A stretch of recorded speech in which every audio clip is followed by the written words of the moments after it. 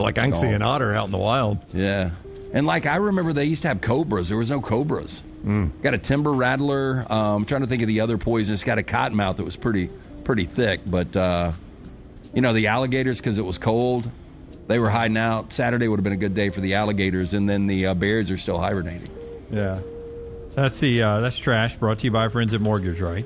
Yeah, our friends at Mortgage Right want to remind you, whether you're buying your first home or final home, no cost or obligation to get some advice from the mortgage experts. You can call them today, 205-900-7200 or mortgageright.com. All right. Todd Golden got the big win. Our Champy's Sound of the Day to end this hour, brought to you by our friends at Champy's world-famous fried chicken, Highway 119 in Alabaster. A lot of Champy's locations in our viewing and listening area, but none like the one Sterling has. For over a decade in the same location on Highway 119 in Alabaster, Sterling makes it an atmosphere that sets it apart from any other restaurant in the area because it's homey. It has a great, memorabilia on the wall. It basically turns it into a juke joint. The food is always consistently 100% brined overnight fried chicken, hand-cut chicken fingers, Mississippi Delta recipe tamales. It's a destination lunch location, champyschicken.com. Here is Todd Golden, the young Florida coach, after the big win, beating number 1 Auburn down at Neville this past weekend. Here's how he saw it.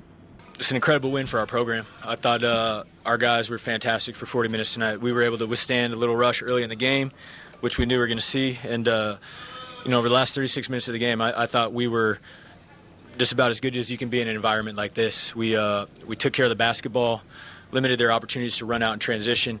We rebounded really well until about the last 8 minutes of the game. I thought we defended very well, limited their opportunities to get transition baskets, which is a huge key to giving yourself a chance to compete in here.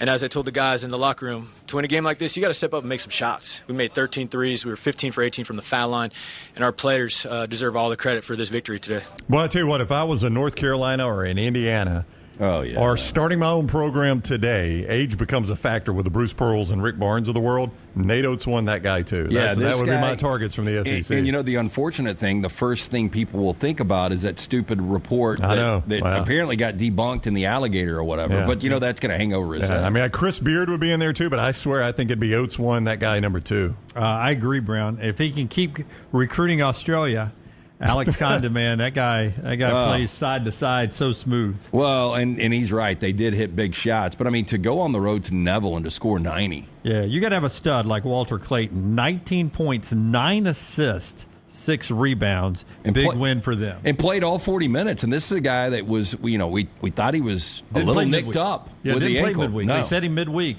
And I feel like Todd Golden said him midweek to have him 100% for Saturday. Saved him for Auburn? Yeah. That's the way smart play. Anyway. Smart play if he did. AP poll is about to come out. Taylor and Forrester will have that for you on our social media network as that drops at Next Round. At Next Round Live, on Twitter, Instagram, and everywhere throughout the day. We're back with you tomorrow at 9 a.m. Central Time. New Bama and Bourbon this week. I didn't have a basketball show today. Taylor, a little under the weather. We'll be live after the games tomorrow. LT, if you got a guess on point spread tomorrow, Auburn at Vandy, Bama at Texas. Auburn at Vandy, Auburn 7.5, Alabama at Texas, Alabama 5. I was going to say 4.5. Yeah. We'll get the real lines tomorrow for those 2 road games. Until next time, God bless you and God bless America.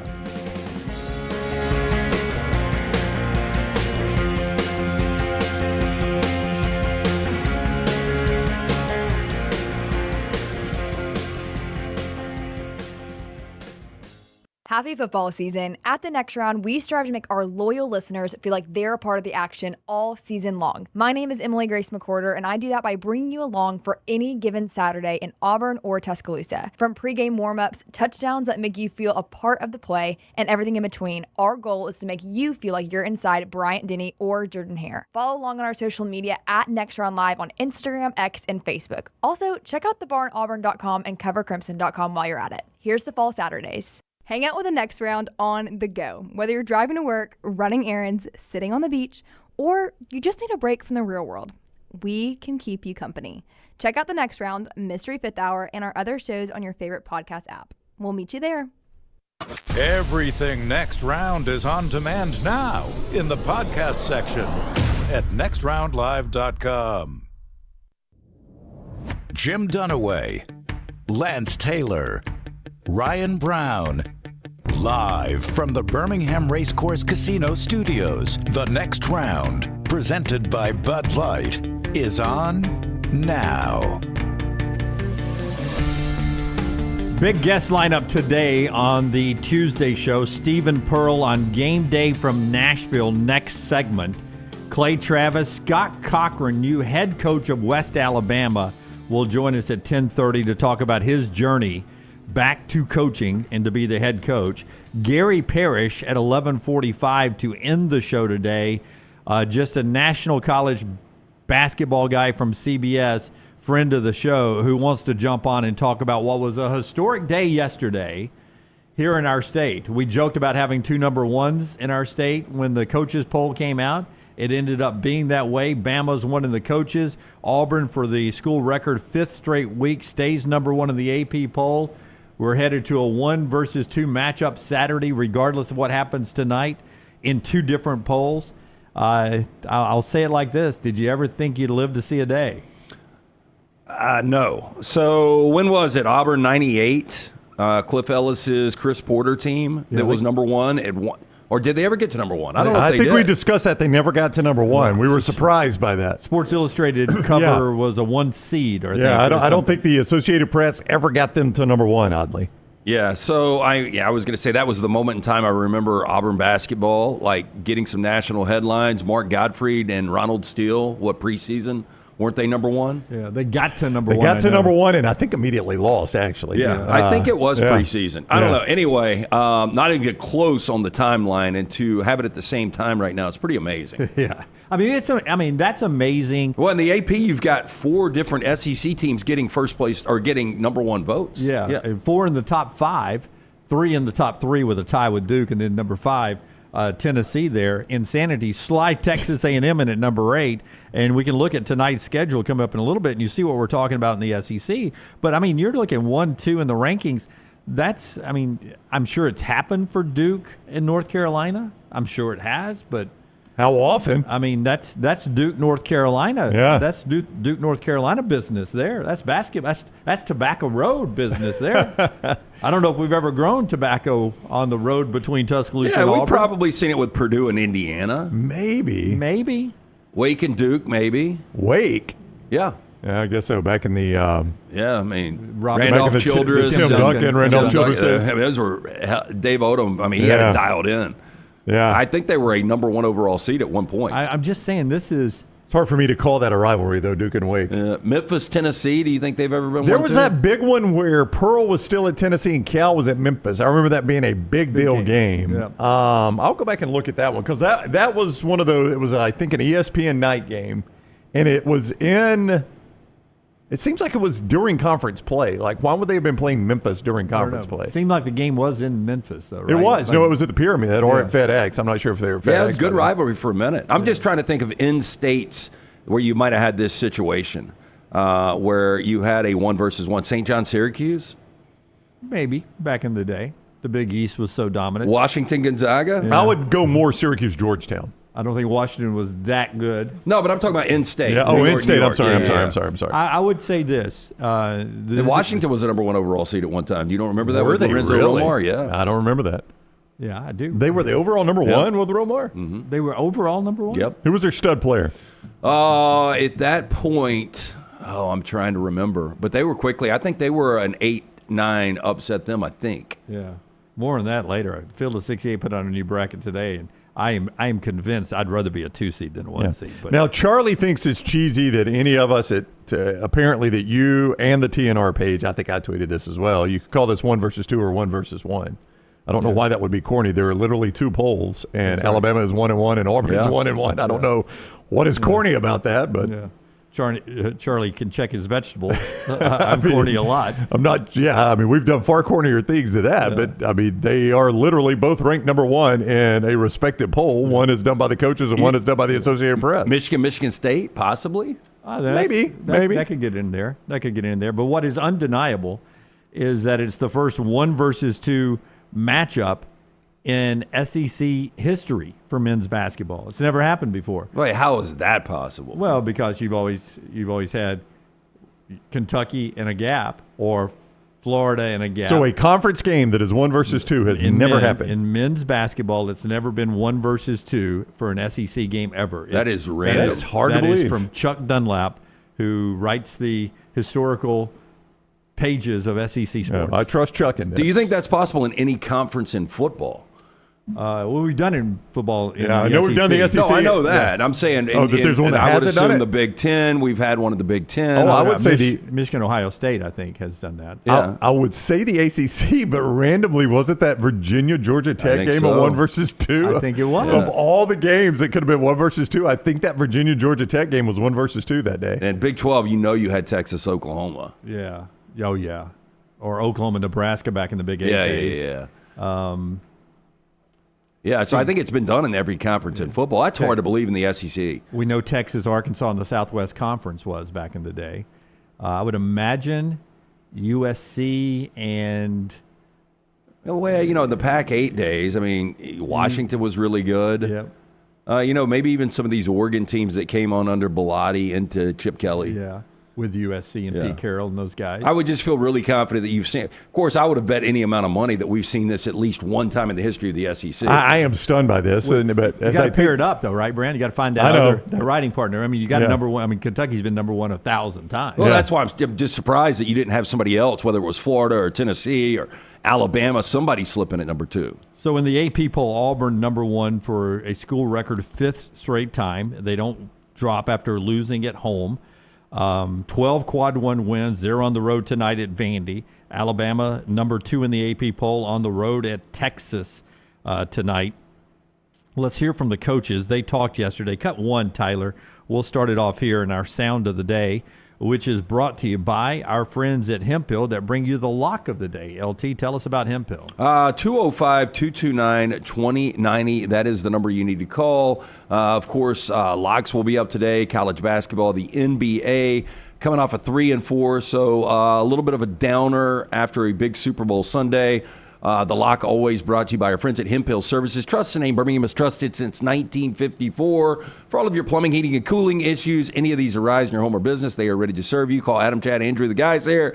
Tell them the next round sent you. For more information, hemphillservices.com. Now tied 9-1 each, Alabama and Auburn for the SEC regular season race, up in the rankings. After some losses over the weekend, Nate Oates gets asked from his hotel room in Austin, Texas, hey, do you have a bigger target on your back now? Here's Nate. You've talked earlier this year about y'all have been a little bit under the radar, but now not so much. So kind of how do you handle maybe having the bigger target on your back? I mean, I think we just stay locked in, do the same thing we've been doing. I showed a clip of Saban talking on Pat McAfee about, these coaches calling them, asking what he does different for a national championship. Almost looked at him like, it's kind of a stupid question. Like, you didn't just have a big game last week you were getting ready for and a big game the week before, and just do what we do and stay locked in. Obviously we're not letting rankings go to our head. That'd be stupid.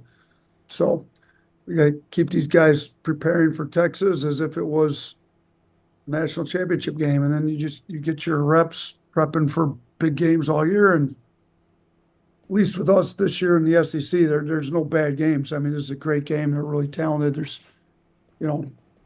first round picks on this team. So I don't think it does a whole lot different for us, to be honest with you.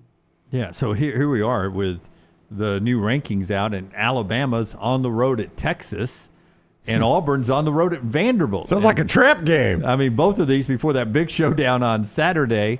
So tonight's games, you're the lock guy. You don't have to give me a play at lanceslock.com, but should Bama fans be worried tonight? Should Auburn fans be worried tonight? Auburn is the one that I would not worry about. And Thank you. Finally, somebody. Well, you look at Vanderbilt, and they're 12-1 at home, so all they do is win in Nashville. And it seems like they've got that weird home court advantage that they've always had in Memorial. I mean, they're racking up the fines just storming that thing this year.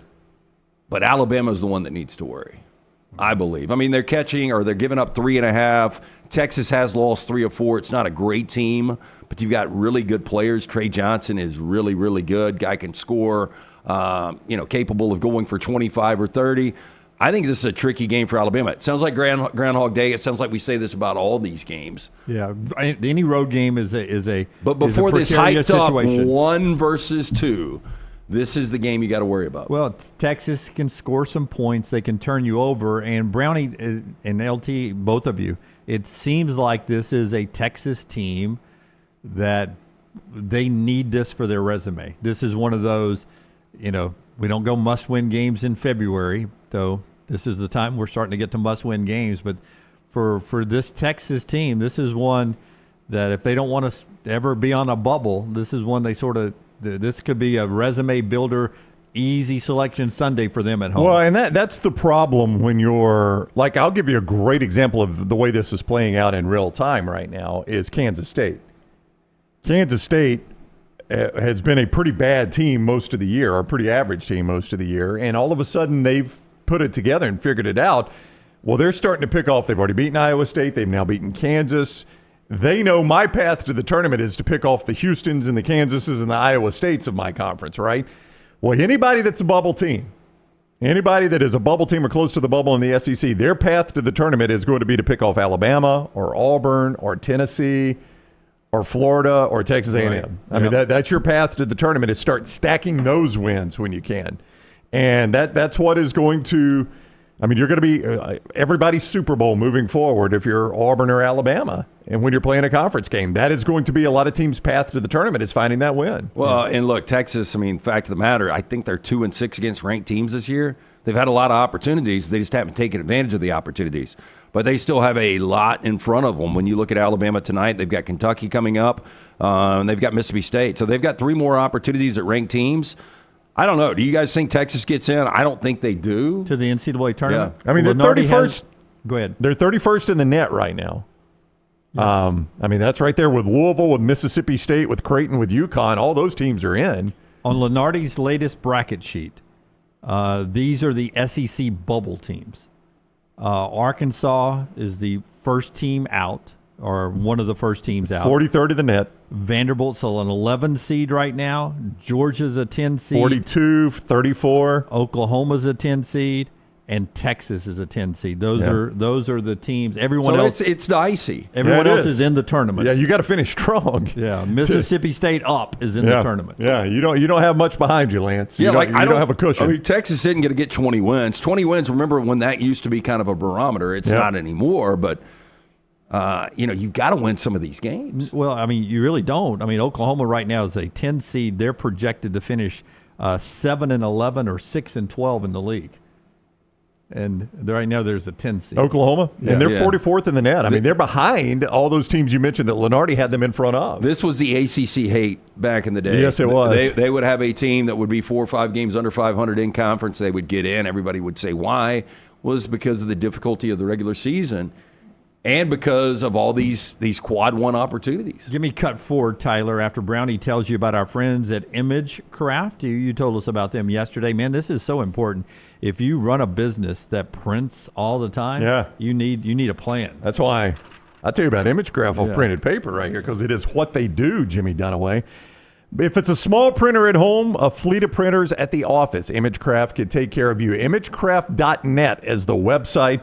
ImageCraft.net. They are also locally, they've got a local brick and mortar there on Gadsden Highway, 1151 Gadsden Highway, right by the Pinnacle Shopping Center there in Trussville. You can start saving today. Free same-day delivery on all their in-stock items in the Birmingham Metro. Free shipping outside the Birmingham Metro. You could shop in-store or you could go to ImageCraft.net and shop. And in fact, we're going to help you save. Code TNR for 10% off in-store. They know the next round. Just say the next round, TNR. That's 10% off. Online, if you go to ImageCraft.net, TNR 10. If you're running a car dealership, mortgage company, real estate office, tax office, you print a lot, you know you want to spend less. Well, at ImageCraft, you can print more and spend less. To see more at ImageCraft.net.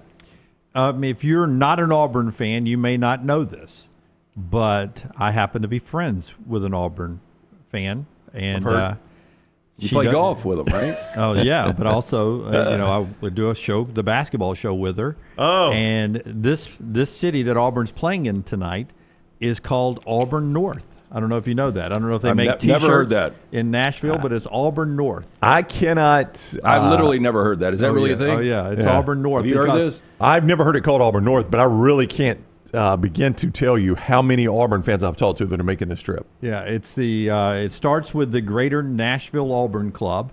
It's one of the biggest Auburn clubs in the country. They make a point when Auburn's playing in town to buy up tickets. And I'm not kidding with you tonight. It'll sound at times like the game is at Neville Arena. Oh, yeah. It'll sound like a 50-50 crowd. Yeah. This will be a huge Auburn crowd tonight. Auburn's beaten Vandy 7 of the last 8 times they've played them. And Bruce Pearl, though right now he has a losing record at Memorial Gymnasium. That goes back to the Tennessee days. Yeah, right? I mean, it's Tennessee, and he's at Auburn as well. He's lost a few there, but his great number 1 Auburn team is up there tonight, and Bruce talks about just how unique the setup is, even with a house full of road witnesses tonight. What would it be like if we asked Coach Freeze to coach our football team from the end zone? That's what it would be like. And it's very different for the players. It's very different for the coaches. And but if Coach Freeze coached half of the season from the end zone, like Vanderbilt does, he'd get used to it. Big advantage. So just the setup. Yeah. And the raised floor always looked different to me, Brownie, on TV. I wonder if it feels different when you're playing on Lance, that stage. it does seem like it would be a weird shooting environment. Yes. And I was going to ask you, because we've done our spotlight during football season, we do tradition. Like, what was the reason Vanderbilt decided to do this? Well, I wish I knew the question. Back in the day, weren't a lot of the big gyms like this? I just remember Minnesota having, I remember Minnesota having the second floor. Yeah, on the end zone you're talking but about. I'm talking about, why would you have benches I guess, on baselines? I don't know. It's a good question. I would assume before we came up with the stadium Final Four setup of the bench on the side, step up and have the coach on the little squatty chair down there if they want to, or they're walking on the sideline, that they did that just for the patrons who are sitting below the court, the customer. Why am I talking like it's Augusta? The patrons. The fans, the sidelines, there's so many seats that are below the court up in Nashville, or court level up in Nashville. So if the bench is in its normal spot, you're going to be blocking a lot of the crowd on the side. But now we've got when we're at the Final Four, some Elite Eights, that the bench is down below the court, and you walk upstairs to get onto the floor. So we've changed that. It seems like we could change in Nashville if we wanted to. You could, I guess, but you're probably taking away some premium seats. I don't know. I've never been there, so I've never really studied what is just off the floor where you would have the benches in a normal situation like Minnesota does, or the NCAA tournament does. You have one side of it's the students. Right, and that's one reason you wouldn't do it, right? Because they're right on the court, basically. By rule, and I don't think you could put them right behind the visitor bench. You can't put them behind the visitor's bench. But yeah. It seems like we could figure it out. I've always wondered, is it really that big a deal, though? But Bruce says it is. Well, I think the biggest deal is, now, to his point, Vandy figures out how to deal with this. Yeah. The bigger disadvantage is, so they changed the rule where the coach can walk out to midcourt. That's so right. they still got the coach's box out where he normally would be. He can go in his normal place. But his assistants can't be right in his ear if that's the case. And you watch, you guys watch a lot of college basketball. How often is the trusted assistant right in, the coach's ear telling him something, an adjustment, something he's seen, something the coaches ask him to monitor? Like, I need you to tell me every time this happens, and coaches happened the last 3 times down, or whatever. Oh, I mean, and that's what you lose in this situation. Sometimes it looks like Nate Oates works for H&R Block. They're handing him tax returns left know. and right. He's looking at sheets of paper in mid-play sometimes. Yeah, it's just a weird setup, and it obviously doesn't help Vandy a ton. How good have they been recently? They're better now, but, Vandy's kind of been wandering in the wilderness a little bit based on their history. We'll ask Stephen Pearl about that. Mark Byington, year 1 from James Madison, it seems he's like done he's a nice got this job. things going in the right No, direction. I agree. But I'm just talking about, since Kevin Stallings had a minute Yeah. This program has been off the radar for quite a while. Yeah, I think that was their alpha sport even before baseball with Kevin Stallings. I would tell you that you didn't hear me say Vandy's on the bubble. They're locked in. No. Byington's done a nice job with them. Yeah, he's got them dancing coming up in the bracket coming up a little bit later on. All right, we'll keep going with basketball in the next segment. A couple of more things to get to here in the opening segment. After LT tells us about our great friends at Odie's, it's Tuesday night. Yes, one night away from Odie's Team Trivia. We do it every Wednesday night, the original location, me and Brown Will Haver. The Crestline location, newest location in Edgewood. Great food from Rodney Davis, both locations. Award-winning wings, great burgers, fantastic sandwiches, delicious chili. Stop in for lunch or dinner. Great place to watch the games tonight as well. It's a Birmingham institution. Ice-cold beer buckets full of the Bud Light. Get in, see Will Haver and that great staff. It's Odie's Tavern. The next time we have a meaningful NFL game, it'll be Thursday night, the season opener. It'll be at the Link. And Philadelphia, the Eagles will be unveiling their banner. It'll be banner night. And there are 4 teams that could be their opponents, according to all the folks who cover this. I'm going to take the Bears off of it. They're not going to give us the Bears when you got these 4 teams as possible choices. Tell me if you'd like to see this on opening night in Philly. Now, why do you know that these are the 4 choices? Because you already know who your home teams are. Well, I know that. Yeah, you already know who your home games are. Well, but they would have 8 home games, right? Yeah, but or 9. Or 9. Yeah. I mean, they're not going to put some of the bad ones in here. These so you're saying these would be the best choices. From the Athletic, from CBS Sports, these are the best choices. 5th was the Bears. I'm taking them out. Okay. You'll see, because it's always a marquee matchup. Yeah. You'll see what I'm talking about with these 4, all right? All right. One of them, the Washington Commanders with Jaden Daniels playoff team. That would be a very entertaining game. Yeah, look, I mean, we saw the Commanders the last time the Eagles lost a game. Now, Jalen Hurts had a concussion, but the Commanders, a team that will not going to sneak up on anybody. Dan Quinn with Jaden Daniels' incredible year this year. Should be even better next year. It's an in-division game, which you hate seeing those week 1, but I guess it doesn't really matter. An NFC Championship game rematch, I mean, that's the way you sell that one. Yeah, these 2 teams played to go to the Super Bowl last year. And apparently KC's not on their schedule because KC wasn't mentioned. Dallas Cowboys. I mean, it's America's team. That's another division game, but yeah. TV winner, right? Well, the new look Cowboys. I mean, I don't know how much the new look's going to be now that Mike McCarthy's out and you have Schottenheimer in. Yeah, but usually you catch them healthy that first one, and they are the Dallas Cowboys. The Los Angeles Football Rams. Who would not want to see that, Lance? Yeah, I don't. I mean, but that's a potential. That's a potential matchup, and that's a playoff team. You got to play them either way. Why would you not want to play them? You stuck us in Detroit to open the season this year. We opened with Buffalo a couple of years ago. Yeah, that's a good point. That's a good point. Y'all keep it. Yeah, I mean, that would suck to have to keep playing those road openers like that. Yeah. That big market, though. Was that that was the Thursday night game against Detroit, or was it the Sunday night? Sunday night. Yeah, it was a Sunday. Remember went to overtime. Oh yeah. I was just trying to remember which night it was. You caught one year. You caught Brady in Tampa Bay. It may have been the first year Brady was at Tampa Bay. Didn't he? Wasn't that our opener? No. I guess it was the Cowboys. No, we had the Cowboys multiple times. I'm just thinking under McVay. San Francisco, the Raiders. It's crazy. I know all these, but it is. Buffalo but at home. None of us are surprised. Yeah. But you look forward to that first game. I mean, I don't want it to be in Philly this year. And then this is the one I think it'll be. Okay. The Detroit Lions. The Detroit plays at Philly this year. Yeah, Detroit, you're probably Philadelphia. right. That would be a show. Well, it should be because we thought we would see that in the NFC Championship game, and that's kind of the forgotten team. You guys remember rolling into the playoffs. Everyone said Detroit's going to represent the NFC. Yeah, everyone. And then they turn it over 5 times against Commanders at home. They get bounced out, one and done. So it ended up, I don't know how you guys feel. We really never talked about this. But as good as Detroit had it dialed into the regular season, I think overall for Lions fans, 2024 was a disappointment. You had the 1 seed, you had home field, but you were one and done in the postseason. Had to be a disappointment. Yeah. I mean, it's crazy they've come that far, but I 100% agree with you. I'm disappointed if I'm a Lions fan. Yeah, from the NFC Championship game last year where you had the lead at halftime to getting one and done bounced by a rookie quarterback this year. Now, with that said, though, there are reasons for the disappointment. I mean, the injuries were just epic on the defensive side. I mean, you can't overcome that sometimes. Yeah, I mean, they even had to battle through offensive injuries too. I mean, running back Montgomery was out for a big chunk of the season. he was back. First game was the playoffs, right? He was a little rusty back for that. And let me tell you, when you're a fan like a Lions fan, you have to start thinking, man, I don't know if we'll ever get that opportunity again. Yeah. Now, I will say the only good thing about playing Philadelphia that early is you don't have to worry about elements. Yeah. That's a good point. Good weather. Yeah. Good weather usually. All right. Stephen Pearl coming up. We'll go to break on this. I've never seen it before. Before Brownie tells us about mybookie.ag.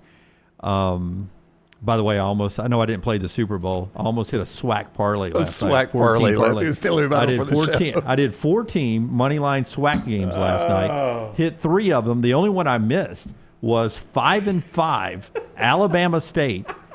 I mean, there's no reason for you to lie, but I don't understand how you didn't play the Super Bowl. 5-5 Alabama Does that State. make any sense? I just didn't. I forgot to do it. Why do you play all of these parlays? Wouldn't you actually make money if Stop you hit it. on the Stop 3 it. and then There's only not missed as much one? fun. Stop There it. you go, Tyler. I mean, you're not even watching these games. You're watching the Super Bowl, and you can absolutely bet on everything. A SWAC parlay. 5-5 Alabama State against 10-0 Southern. I just moneyline Southern just to put it in there with a 14 parlay, and Alabama State pulled the upset that's last what night. happens. Yep. There you After go. someone told me Alabama State wasn't good, I was just like, okay, I'll take Southern. It's crazy.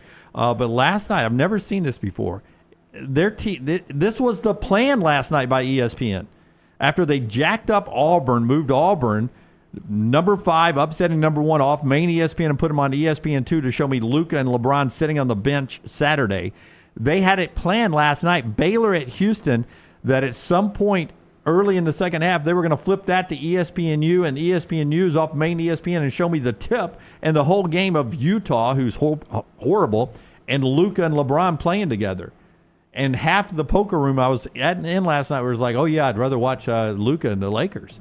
I was like, are you guys kidding me? This Baylor-Houston game is fantastic. I mean, the first half of the NBA is boring. Yeah.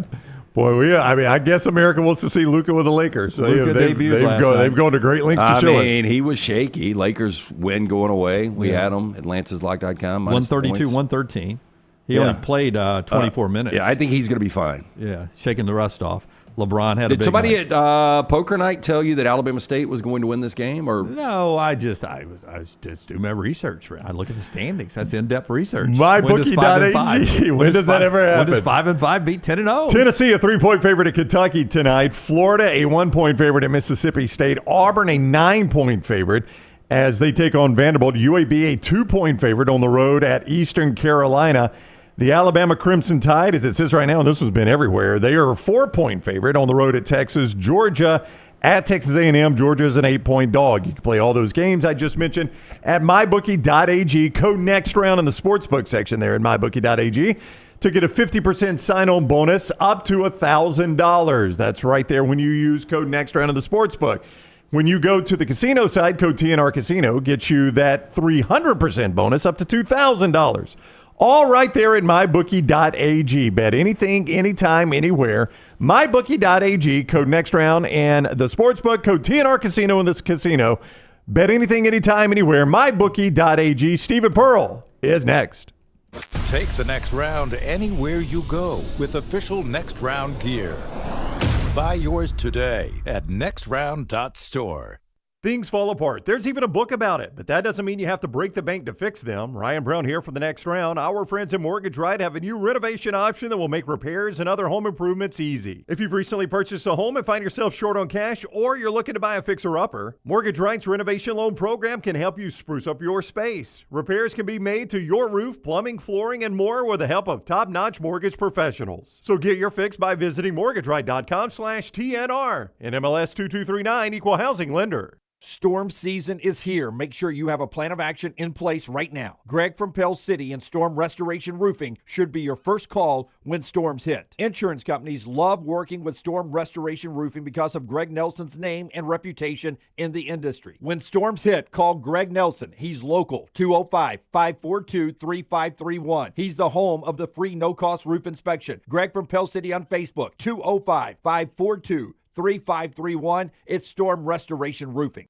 Make Valentine's Day special with our friends at the New York Butcher Shops. Right now, their Valentine's Day special, you get 2 certified Angus prime beef choice fillets, 2 twice-baked potatoes, fresh salad for 2, and yeast rolls. The choice, $59.99. The prime, $74.99. Available for pickup right before Valentine's Day. 2 locations. The New York Butcher Shop, Cahaba Heights, 205-970-7300. The location in Greystone, Highway 119, 205-703-8825. This Valentine's Day, make it rare quality, well-done service, the New York Butcher Shop. Follow Next Round Live on Twitter, Instagram, Facebook, and YouTube. The social media team at Next Round Live is dedicated to giving you daily news conferences and practice video from UAB, Alabama, Auburn, and around college football. Follow and compare to the sites you used to visit. You'll also get the latest highlights and news from the Next Round Daily Show. Turn on the notifications so you don't miss a thing. Next Round Live on Twitter, Instagram, Facebook, and YouTube. See more at nextroundlive.com. It's time to pull the trigger on the Next Round merch that you've been eyeing. We know there's a lot to choose from at nextround.store, so here's a few of our favorite picks. If you want to match LT and Brown, go with the TNR logo hoodie and throw in one of Dunaway's favorite hats. Any of them will do. The Backroom's go-to is the classic logo t-shirt, while my personal favorite is the light blue TNR crew neck. All of these items can be found at nextround.store and are EG approved. Rest assured, your order will be packed with lots of love from us here at the Next Round. Head over to nextround.store to start filling up your cart. Hey friends, if you're looking to expand your business and inform the Next Round audience about your exciting brand, contact us at sales@nextroundlive.com to be part of the team and advertise your product to hundreds of thousands of potential consumers on our ever-expanding platform. Let the Next Round help take your business to the next level. Get more information by emailing us at sales@nextroundlive.com, and one of our team members will work with you to build a plan to take your business to the next level with the Next Round. Since you listened to my last message so well and got rid of those cargo shorts and stained t-shirts, it's time to replace them with Rowback. Go to rowback.com and click on the refreshed collection to find all that you need for an EG-approved wardrobe. It includes pieces that will have you ready to hit the golf course after a busy day of meetings, or comfy favorites for travel and working from home. Get 20% off using code TNR20. See, I'm saving you some money. If you're looking to expand business and inform the Next Round audience about your exciting brand, contact us. Send an email to sales@nextroundlive.com to be a part of the team and advertise your product to hundreds of thousands of potential customers on our ever-expanding platform. Join our existing partners in the fastest growing media space, both live and on demand, and reach the most desirable audience for your business. Get information and more by emailing sales@nextroundlive.com, and one of our team members will work with you to take your business to the next level with the Next Round.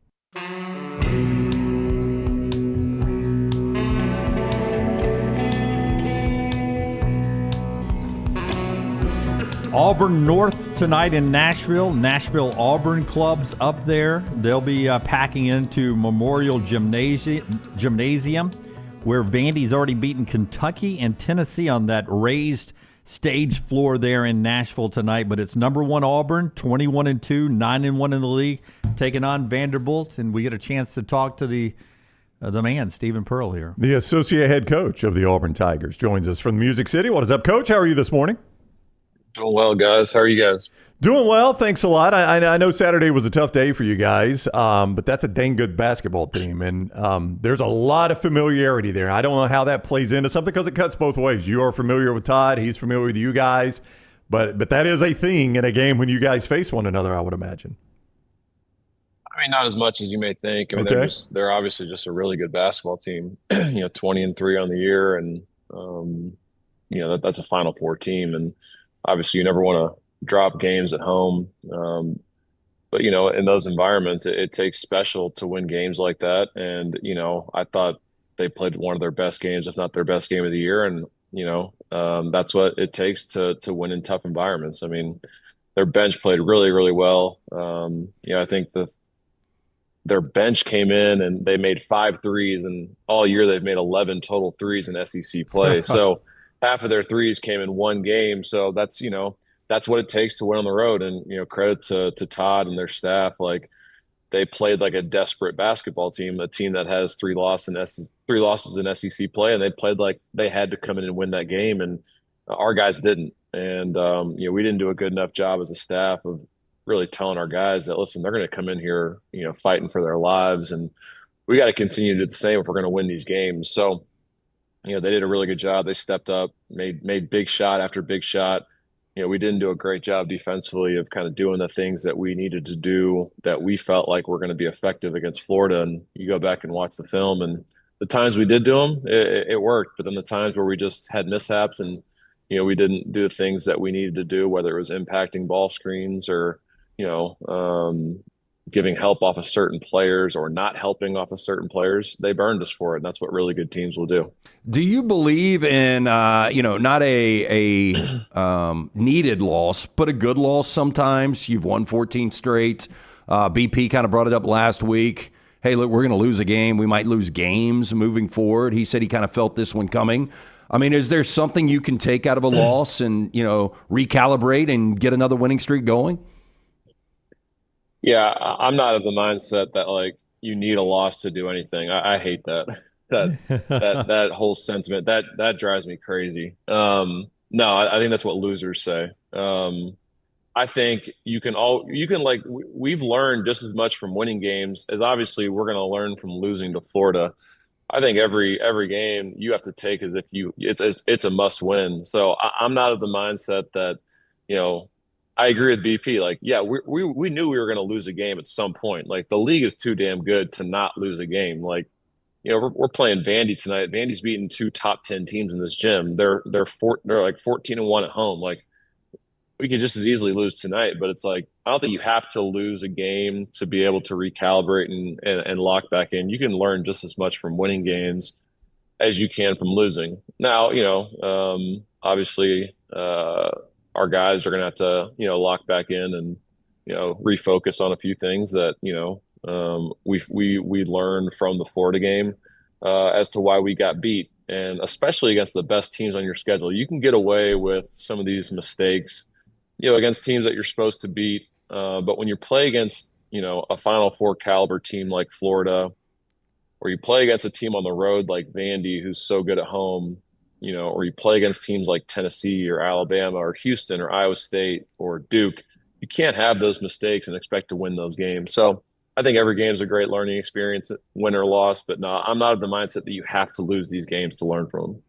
I know, if Brown and I if we go bowling or to Top Golf or something, we've been friends a long time. LT and I have been friends a long time. If we're gambling or anything, I hate losing to them more than I hate losing to anyone else. Todd Golden's very open about y'all's friendship. Is there any smack talking? Does he send dessert over to the table? He calls ahead to a restaurant he knows you're going to be at and said, hey, send over a cheesecake over to Stephen Pearl. And afterwards, is there any smack talking between you two? No, there's no smack talk. It's all friendly banter. We saw each other after the game. He got to meet Laney for the first time. So, obviously I hate playing that game, but obviously I want to kick his ass as much as I want to beat anyone in our league. So, we have nothing but the utmost respect for Todd and their staff. They've done an unbelievable job elevating the program to where they're at right now. So obviously once the ball gets tipped, we obviously both want to win that game. But as soon as the game's over, it's back to, cheering for them and trying to help them win games. And they're trying to do the same for us. So, no smack talk, but obviously I know that one meant a lot to him as it did, to us. And as happy as he is to win that game, we were just as pissed off that we weren't able to get it. We were talking earlier, Stephen Pearl is with us from Nashville, the associate head coach of the Auburn Tigers, about one of the difficulties at playing where you will play tonight in the Mem Gym is the baseline bench. And to me, it seems like one of the biggest disadvantages of that is there's an awful lot of times that you're in Coach Pearl's ear, or Mike Burgermeister is in Coach Pearl's ear, or one of the assistants picks something up, and it seems like that's the biggest issue, right? If he's out, night off for these guys tonight. You don't have to coach you don't have to pay attention, right? I mean, it seems like that's the biggest issue, because if he's out in the coaching box near midcourt, y'all are 60 feet away from him. Well, it's our players' favorite place to play, because they can act like in the first half they don't hear a word we're saying, and they have a built-in excuse, and it's the coach's worst nightmare because it's like you said, like the first half, it's really difficult because the guys are so far away. Second half, it's not as big of an issue offensively because they're looking at us and they're facing our bench. And then defensively, you got to trust based on our principles how we guard things that they can do that, in the second half. But the first half, offensively, you got to simplify things a little bit because you can't have your point guard turning his back looking for a play call every possession. So you got to give them a more simplified package of plays in the first half that they can run, and then at a timeout you can run some of your special sets, and then defensively with the bench and the guys in front of us in the first half, we can be a little more vocal, talking them through things. Within the second half, like I said, you got to kind of trust what they do. But it's such a unique environment. It's such a fun environment. I think we've won 4 out of 5 in here. But obviously this is a different Vanderbilt team, and they've beaten 2 top 10 teams already in the building. It's obviously going to be an elevated environment, and we've had pretty good turnout with our fans the last couple of years up here. So hopefully we can, have a good turnout of Auburn folks, and can help our guys out. But at the end of the day, our guys just got to execute, and we got to limit our turnovers because they average like 15 or 20 points a game, creating offense from their defense. So we got to take care of the ball, get shots up on the rim, go crash the offensive glass, and get some second shot opportunities, and understand their personnel, and they got guys that can really shoot it, and they got some really good playmakers, and we'll have our hands full tonight. Well, and obviously there is a home court advantage. They're 12-1 in Nashville this year, but one of those, talking about personnel, Jalen Carey follows his coach over, and he seems like he has really started to break through. 3 of his last 4 games, double figures. What do you see from the 6'8" sophomore? And he's 6'8", and he's so physical, and he's so aggressive, and when he's really playing well, like he can step out and bang a 3. He's 7 for 29 in the year, but I think he's made 5 of his 7 in conference play. So shooting 36% in conference play from 3. So he adds that dimension. He's a post player that can finish with his right hand in the post, but then on the perimeter, he's better driving it to his left, which is unique, and just speaks to his skill package. So, and then he's one of their best offensive rebounders. He can block shots. He does a little bit of everything. And I think in games where he scores double digits, they've only lost once this year, and that was at Florida. So that just speaks to how good Florida is. So, when he scores double digits, he's coming off a game where he just had 18 and 14, against Texas. So our bigs are going to have their hands full with him. So super talented player. And, he's one of 5 or 6 guys that are just guys that are capable of kind of taking over on any given night. For Miles Kelly, it seems like some of his biggest shooting nights have come on the road, away from Neville Arena.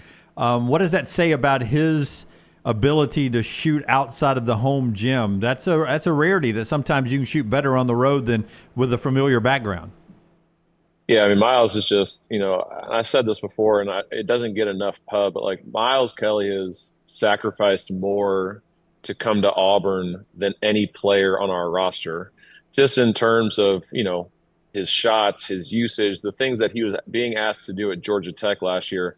Obviously, it's in a dialed down role this season, and he's been so effective for us. And like you said, on the road, it brings the best out in him. He had 15 points at Ole Miss, 13 at LSU, 13 at Georgia, 14 at South Carolina, 18 at Texas. So he plays better on the road, and when the lights are shining the brightest, Miles really tends to show up, and he's a guy that really settles our offense down, on the road offensively, because he's just not scared of those moments. So it's really nice to have a guy like Miles that in these gyms, in these environments, isn't going to be afraid to step up to the plate and knock down a big shot. So have a ton of confidence in Miles, and he did such a great job. He played so hard for the 35 minutes he played against Florida, scoring 22 points. I think that was his season high on the year since the Vermont game. So having guys like Miles on our team, he's been such a value add for us. Such a great teammate, such a great kid, works his tail off. And like you said, in these road games, he just gives us a little bit of comfort knowing we have somebody that can come in and bang big shots in big spots. Before you go, this will get labeled as a trap game, and the Alabama game in Austin tonight will get labeled as a trap game because of what awaits Saturday. Is that something you address? Do you know your team well enough you don't have to address it? I mean, I don't think you have to address it, but I would just say, for our guys, it's like, great teams have to bounce back after losses and win games like this. And if you guys don't win this game, then we may not be a great team. So it's really up to you guys on how we decide to respond. That's really all that's been talked about, because we have so much respect for what Vandy does and the wins that they've had this year, that if you were to look beyond this, you're just making a huge mistake. I think the only people on our staff that have even thought about Alabama are the coaches that have that scout. Like, the rest of us have been so dialed into Vanderbilt since the Florida game that's all we can think about. Haven't even talked about it. Stay off of social media, because obviously it's a warfare on there right now between our fan bases. But we just try and stay locked in, one game at a time. That's all we've talked about all year, is just the next game, trying to continue to improve game after game, practice after practice. And I think our guys have done a pretty good job with that in their prep leading up to the Vandy game. Well, BP always talks about history, and we were trying to go back. We were shocked when the SEC released it yesterday. It'll be the first ever 1 versus 2 matchup in SEC men's basketball history on Saturday, regardless of what happens tonight. I mean, that's pretty crazy that that's going to happen in this state between the two state schools. You guys are always talking about history. Here we go. That's a historic day coming up. Yeah, no doubt. And we can talk about that later this week. But, so if you guys want to bring it back on, you can bring it back on. But all I'm thinking about is the Commodores tonight and how we stop guys like, Jalen Carey, and how we stop guys like AJ Hoggard. And, they got so many talented players that I can't even think about that. Jason Edwards is the only thing I'm thinking about right now. And, just how we're going to guard Tyler Nickel and Devin McLaughlin. It's just, that's all it's on my mind, Dunaway, and that's all it's going to be on my mind. So, one question too far. He went one question too far. I was impressed that we made it this far without it, but Sneaky Jim slides it in there. I know. I mean, not surprising. I had couched a question to get him to talk about it in a way he could talk about it. You have to go one step too far. I mean, you're making it sound like we're going to have to get the military to escort you into Coleman Coliseum. It's just a basketball game. Come on. You might have to. We'll see. Hey, we were talking about the Memphis Tennessee game back when your dad was roaming the sidelines, Calipari, because we were talking about other in-state potential 1 versus 2. Do you remember what the rankings were in that matchup? Yeah, I mean, it was 1-2. Okay. It was I think Game Day, somebody showed me something that Game Day put out the last time there was a 1 versus 2 matchup was the Tennessee Memphis game. So I was with a former teammate last night, Jordan Howell, who actually had the honors of guarding Derrick Rose, and he did a great job on him for 35 minutes. Then the last 5 minutes, D Rose had like 15 points. So we were talking about that at dinner last night. So I mean, obviously it's once we get to that point, we can talk about it, but it's speaks a lot to what both programs have done and what the state of basketball is in the state of Alabama.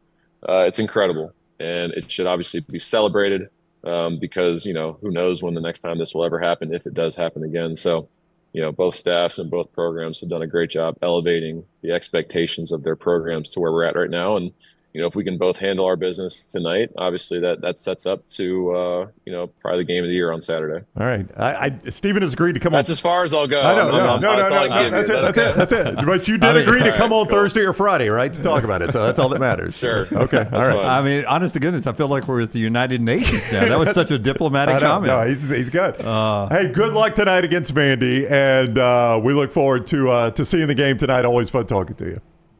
Appreciate you guys. All right, thank you, Coach. That is Stephen Pearl with us, the associate head coach of the Auburn Tigers on the JohnstonRVCenter.com hotline. He's such an awesome guy. He really is. And the little baby was at the game the other night. Mm-hmm. I saw him walking upstairs to the office afterwards, headphones on, to protect the little ears. I don't know if that was the first game she had made it all the way through or come to start to finish, but it was a good one. Can't wait till Saturday, but 2 games tonight. Little T and I will have post-game, knock on wood with Little T getting healthier, but a little post-game happening tonight on our platforms after each game.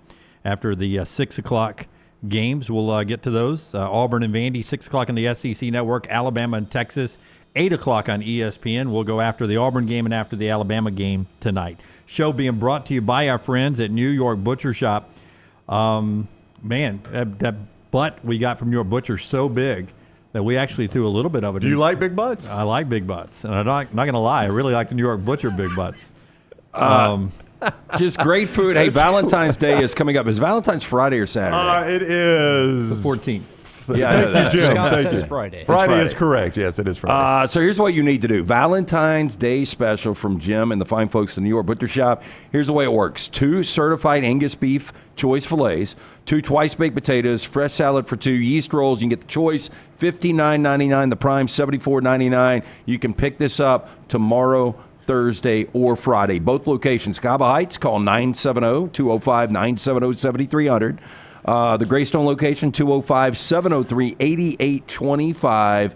But pre-order, very, very important. Tell them the next round sent you. But get in from everything from the fresh meats, great selection of fine wines and desserts, rare quality, well-done service. It is the New York Butcher Shop. And our friend Daniel A. Moore, DanielMooreArt.com. I mean, my goodness, in the last 15, 20 years, if you're ever going to paint a basketball one, maybe it's a Saturday one, right?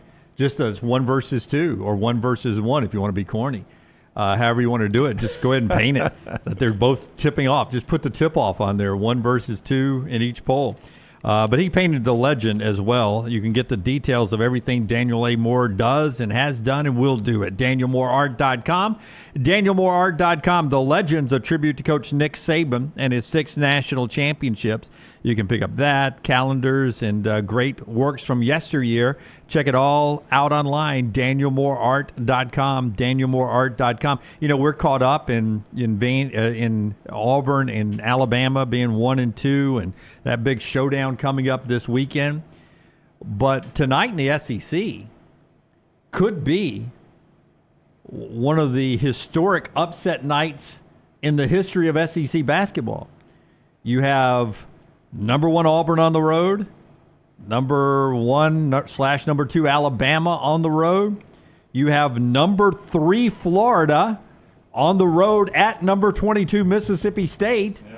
And you have number 5 Tennessee on the road in Rupp at number 15 Kentucky. All that's tonight in one conference. That is a tough spot for Florida.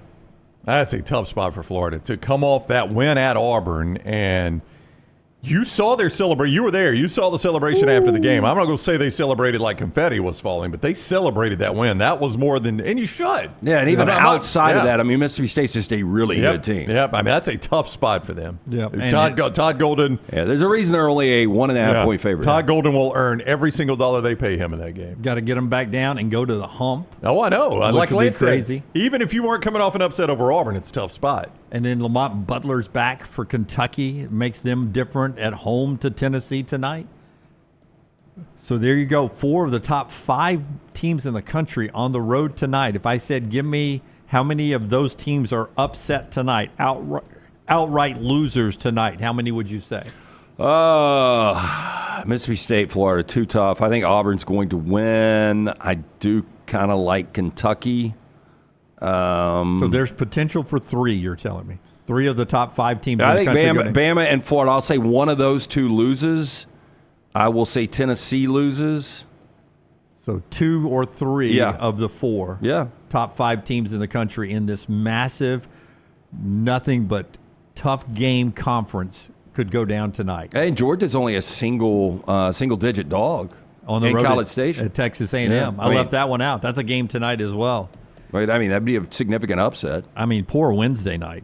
All you have is ranked Ole Miss at South Carolina, tournament-bound Oklahoma at ranked Missouri. No, I like these, LSU at Arkansas. I know Brown will agree with me. I like these Tuesday nights. Wednesday's really difficult to focus. That's a trivia? Yeah, because of trivia. Yeah, but it's so weird that Tuesday night's your big SEC night now. Like growing up, you got 1 SEC game on Tuesday night, maybe 2. And then Wednesday night was the big slate. That's right. We used to, I mean, remember we used to have a crappy Thursday games too.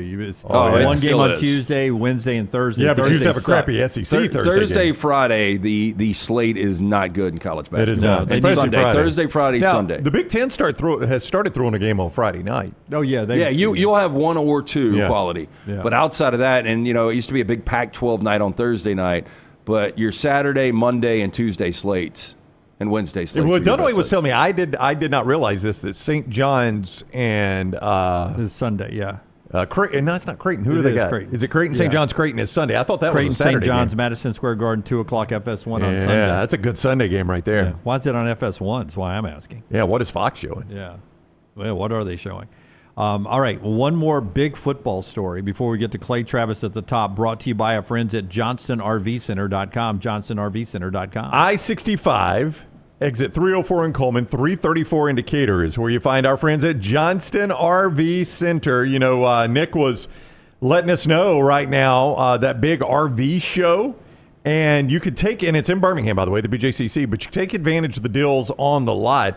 If you want to set an appointment, I'm going to give you this phone number, 256-957-1081. I'll give it to you again at the end. You call or text, set an appointment so they know you're coming and you don't have to wait with all the crowds right there at the RV show.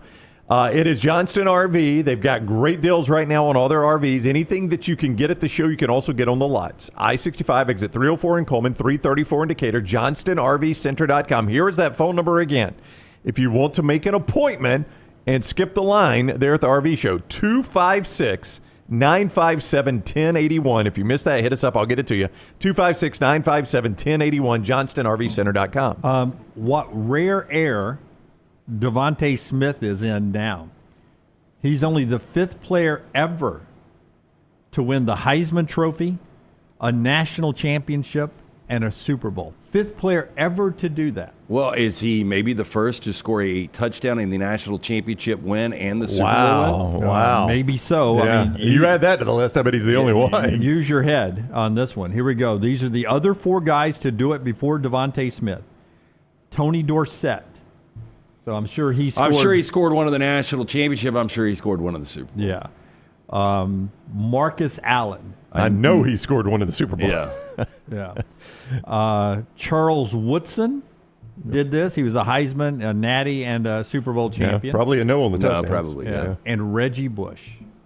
Reggie Bush, Super Bowl, I don't remember. I don't think he scored. Definitely did in the national championship game, though, did he not? I think so. I thought he one did. One of the two, yeah. Yeah. So Dorsett, Marcus Allen, Woodson, Bush, and Devontae Smith, the only guys ever. Okay. Heisman, national championship, and Super Bowl. And the only one that will not be, I mean, we don't know about Devontae, but Reggie Bush won't be in the Hall of Fame? Yeah, Reggie Bush will not be a Hall of Famer. Yeah. Yeah. Isn't that amazing? Such a great college player. And it just, for whatever reason, didn't work out in the NFL. Maybe he was in a locker room full of losers in the NFL. Can't be. He's a Super Bowl champion. But did you see what Cam Newton said? I did not. It cannot be any more controversial than what he said 2 weeks ago. I don't know. Jim's selling me like it might just be. What did he say 2 weeks ago? Oh, that he'd rather have the MVP than a Super Bowl trophy. He wouldn't give his MVP back for a Super Bowl ring. Well, I mean, you tell me what kind of teammate Cam Newton is. Cam Newton, on the Travis Hunter podcast, so he's on with Travis Hunter, soon to be first-round pick, maybe first overall, and they were talking about being the first pick, how you're going to go to a sucky team. He said that he, when he went to the Panthers, went into a locker room of losers. Well, I bet Harp loves this. Locker room full of losers. They didn't know how to win. They didn't know how to prepare. To instantly, Steve Smith, not a loser, says 53-man locker room, 1 equals 52 losers. Wow, breaking news to 89. And then he's got a cussing emoji there. By the way, Steve Smith, one of the best to ever do it. Yep. And I never watched him. I thought that guy was a loser. Nope. Not one time. I mean, I think Julius Peppers was in that locker room. Yes, absolutely. Jonathan Stewart was a man running the football back then. He was in the locker room. And Thomas Davis. Greg Olson. Yeah, I mean, that was a good team. Thomas Davis was a linebacker, right, yeah, on that Georgia team? kid, yeah. He was the kid that had a surgery in his arm, and his arm looked like a sutured-up football when he played in that season, right? Maybe. Like, was still I recovering. don't really remember that. There were some dudes in that locker room. They had a bad year. They were 2-14. That's how they got Cam Newton. But I just don't know about that. Yeah, I don't know why he's saying some of the things he said. I really don't either. I mean, that one's ridiculous right there. Is that not insanity? Yeah. Yeah, at least the other one, he's owning it. That's his opinion. It's all on him. I'm going to be selfish. I'd rather have MVP than a Super Bowl trophy. All right. Clay Travis coming up. Show being brought to you by our friends at Way to Wellness, your journey to healthy living. I woke up today 179, loving life, thanks to Leslie and her board-certified team, meal replacements. Pop me back up. I'm finishing up this. It's sort of a chocolate caramel cocoa kind of thing. Really, really good with coffee. I eat this in breakfast in the morning.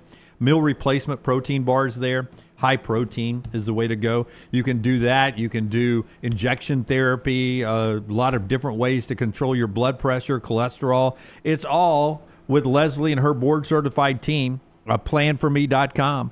Planforme.com. It's way to wellness. No contract, no sign-up fee.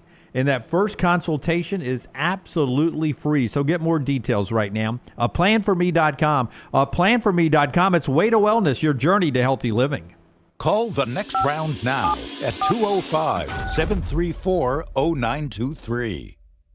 Let's face it, a home is one of the most powerful assets you can have, and our friends at Mortgage Right want to help you build wealth through home ownership. Mortgage Right is all about providing competitive rates, a variety of loan products, and a multitude of resources for a seamless home buying experience. They treat their borrowers like family and are always looking to bring more happy homeowners under their roof. See more by visiting mortgageright.com/TNR today and start living. That's mortgageright.com/TNR. NMLS 2239, Equal Housing Lender. Storm season is here. Make sure you have a plan of action in place right now. Greg from Pell City and Storm Restoration Roofing should be your first call when storms hit. Insurance companies love working with Storm Restoration Roofing because of Greg Nelson's name and reputation in the industry. When storms hit, call Greg Nelson. He's local, 205-542-3531. He's the home of the free no-cost roof inspection. Greg from Pell City on Facebook, 205-542-3531. It's Storm Restoration Roofing.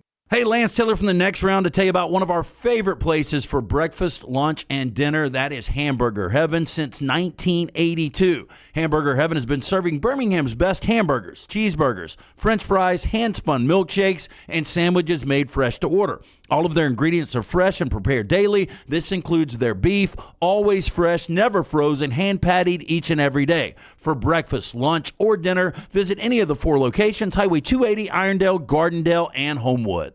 Start your day online with our website, nextroundlive.com. The latest videos, podcasts, and college football stories. It's also a great way to stream the show or shop in the Next Round store. Stay connected by visiting nextroundlive.com. That's nextroundlive.com. Think about the best summer nights of your life. How many of those were in a great t-shirt? Visit nextround.store to get the perfect t-shirt for the next perfect southern night. Nextround.store. The memories are waiting. As we all know, there's no off-season when it comes to college football. If you want to stay in the know with all things Alabama, join us over on covercrimson.com and get $25 off your annual subscription. We'll keep you up to date and give you exclusive content all the way to the first Saturday of football season on covercrimson.com. All right, Auburn fans, I want you to become a member of thebarnauburn.com and join in on the fun. Whether it's recruiting discussions, off-season chatter, or the latest Auburn athletics news, we've got it all. Get $25 off your annual subscription when you sign up for your account at thebarnauburn.com today. War Eagle. When you crave activity like we do, you belong in the Roback family. Get the best golf wear, hoodies, and activewear for men and women at Roback.com. Use promo code TNR20 to get 20% off your order. That's Roback.com, promo code TNR20. The World Wide Web is a large place. Find all your favorite people and content in the same spot. NextRoundLive.com is full of wonderful tidbits about the show you know and love. Find our gear, listen to your favorite personalities, follow our socials, and enjoy your trip to NextRoundLive.com. Hey, let me tell you about our friends at Urology Centers of Alabama. Compassionate and comprehensive urological care with 35 physicians, 17 locations across Alabama. Their patient-centered approach to all of your urological needs. Remember, they've got that new men's health center. It is beautiful, helping men with a wide range of sensitive male issues in a comfortable environment. You can always go online, visit urologycentersalabama.com, schedule an appointment with one of their many urologists today. Just because you've quit going to the gym, it doesn't mean that you have to quit gym altogether. Dunaway, that is. With our Next Round podcasts open 24/7, 365, you can access gym anytime you'd like. While you may have done away with your treadmill routine, our version of Dunaway is standing by, ready to get you back to your absolute best. Find all that lovely Jimmy D-led content on Spotify, Apple Podcasts, Google Podcasts, and in the podcast section of NextRoundLive.com. This message is sponsored by Jimmy Crypto Inc. and Jimmy Crypto for President. Jim Dunaway, Lance Taylor, Ryan Brown. Live from the Birmingham Racecourse Casino Studios, the Next Round, presented by Bud Light, is on now. Fox says a record 126 million people watched the Super Bowl. It was on its way to being a massive record. It was 135.7 million people until it became a blowout, and I guess almost 10 million people found something else to watch. I don't know what else you watch because Clay Travis joins us now. I mean, Clay, we've all got multiple TVs. I try to always have something on my TVs. The lack of any sort of programming opposite the Super Bowl tells you everything you need to know. I had the Puppy Bowl on one of them.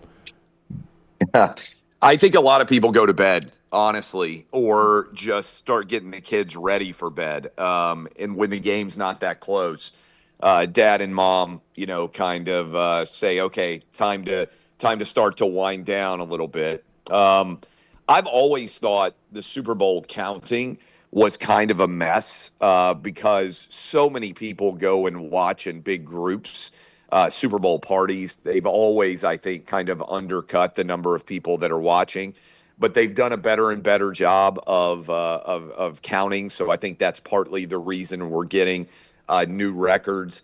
And I also just think there's a desperate desire, I believe, for shared communal experiences. And there aren't that many of them anymore.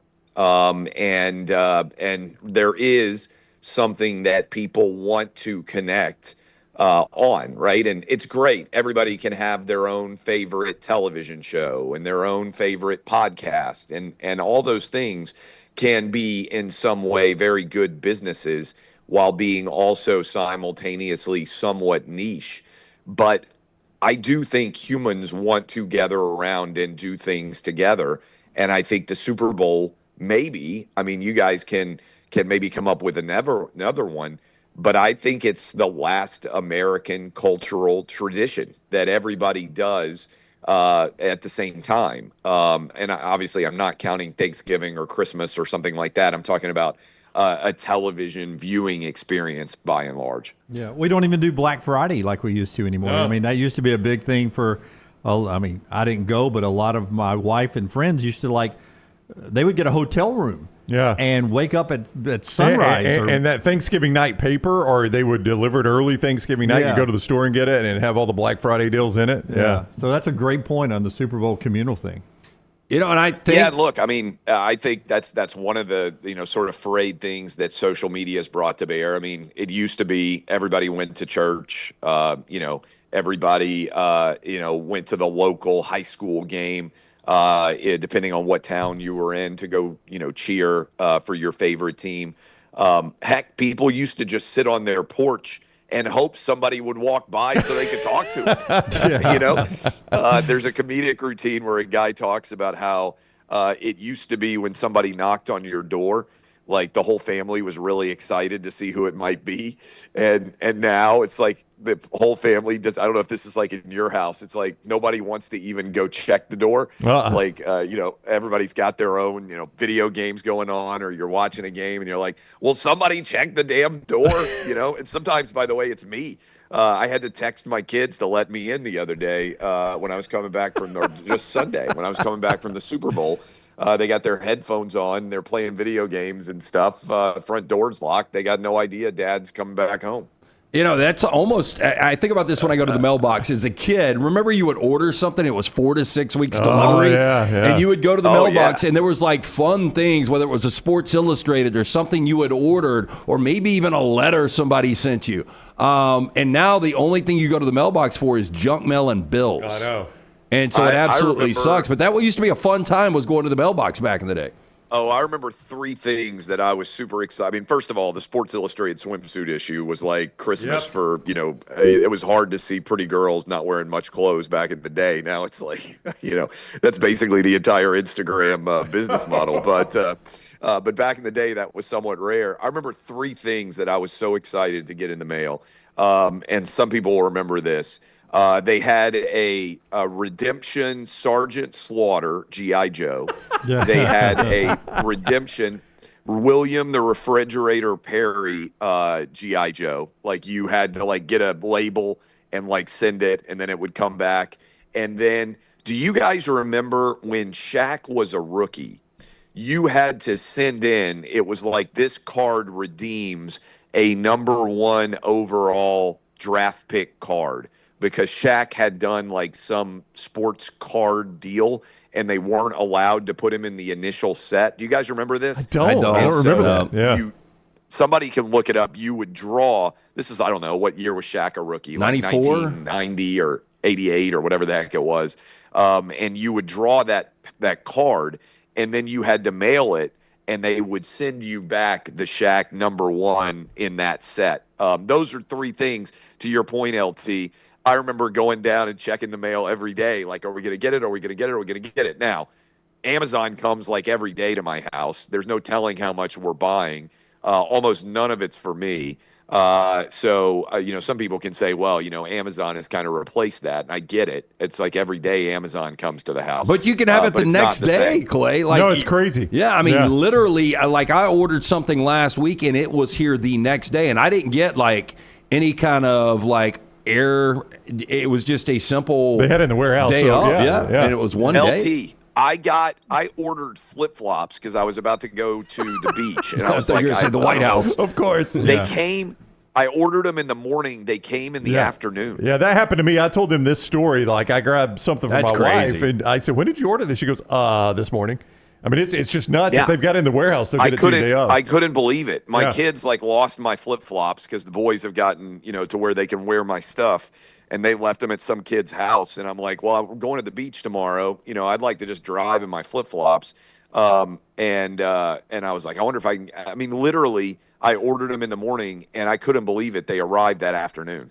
I really only go to the mailbox to clean it out for the mail person. That's right. I seriously, that's the only reason I go is that I'll go and it's almost full and I have to get all that crap out and throw it away. I don't just throw it so away. they can keep doing their job. I throw it where Maggie sits. I'm like, hey, you run through this.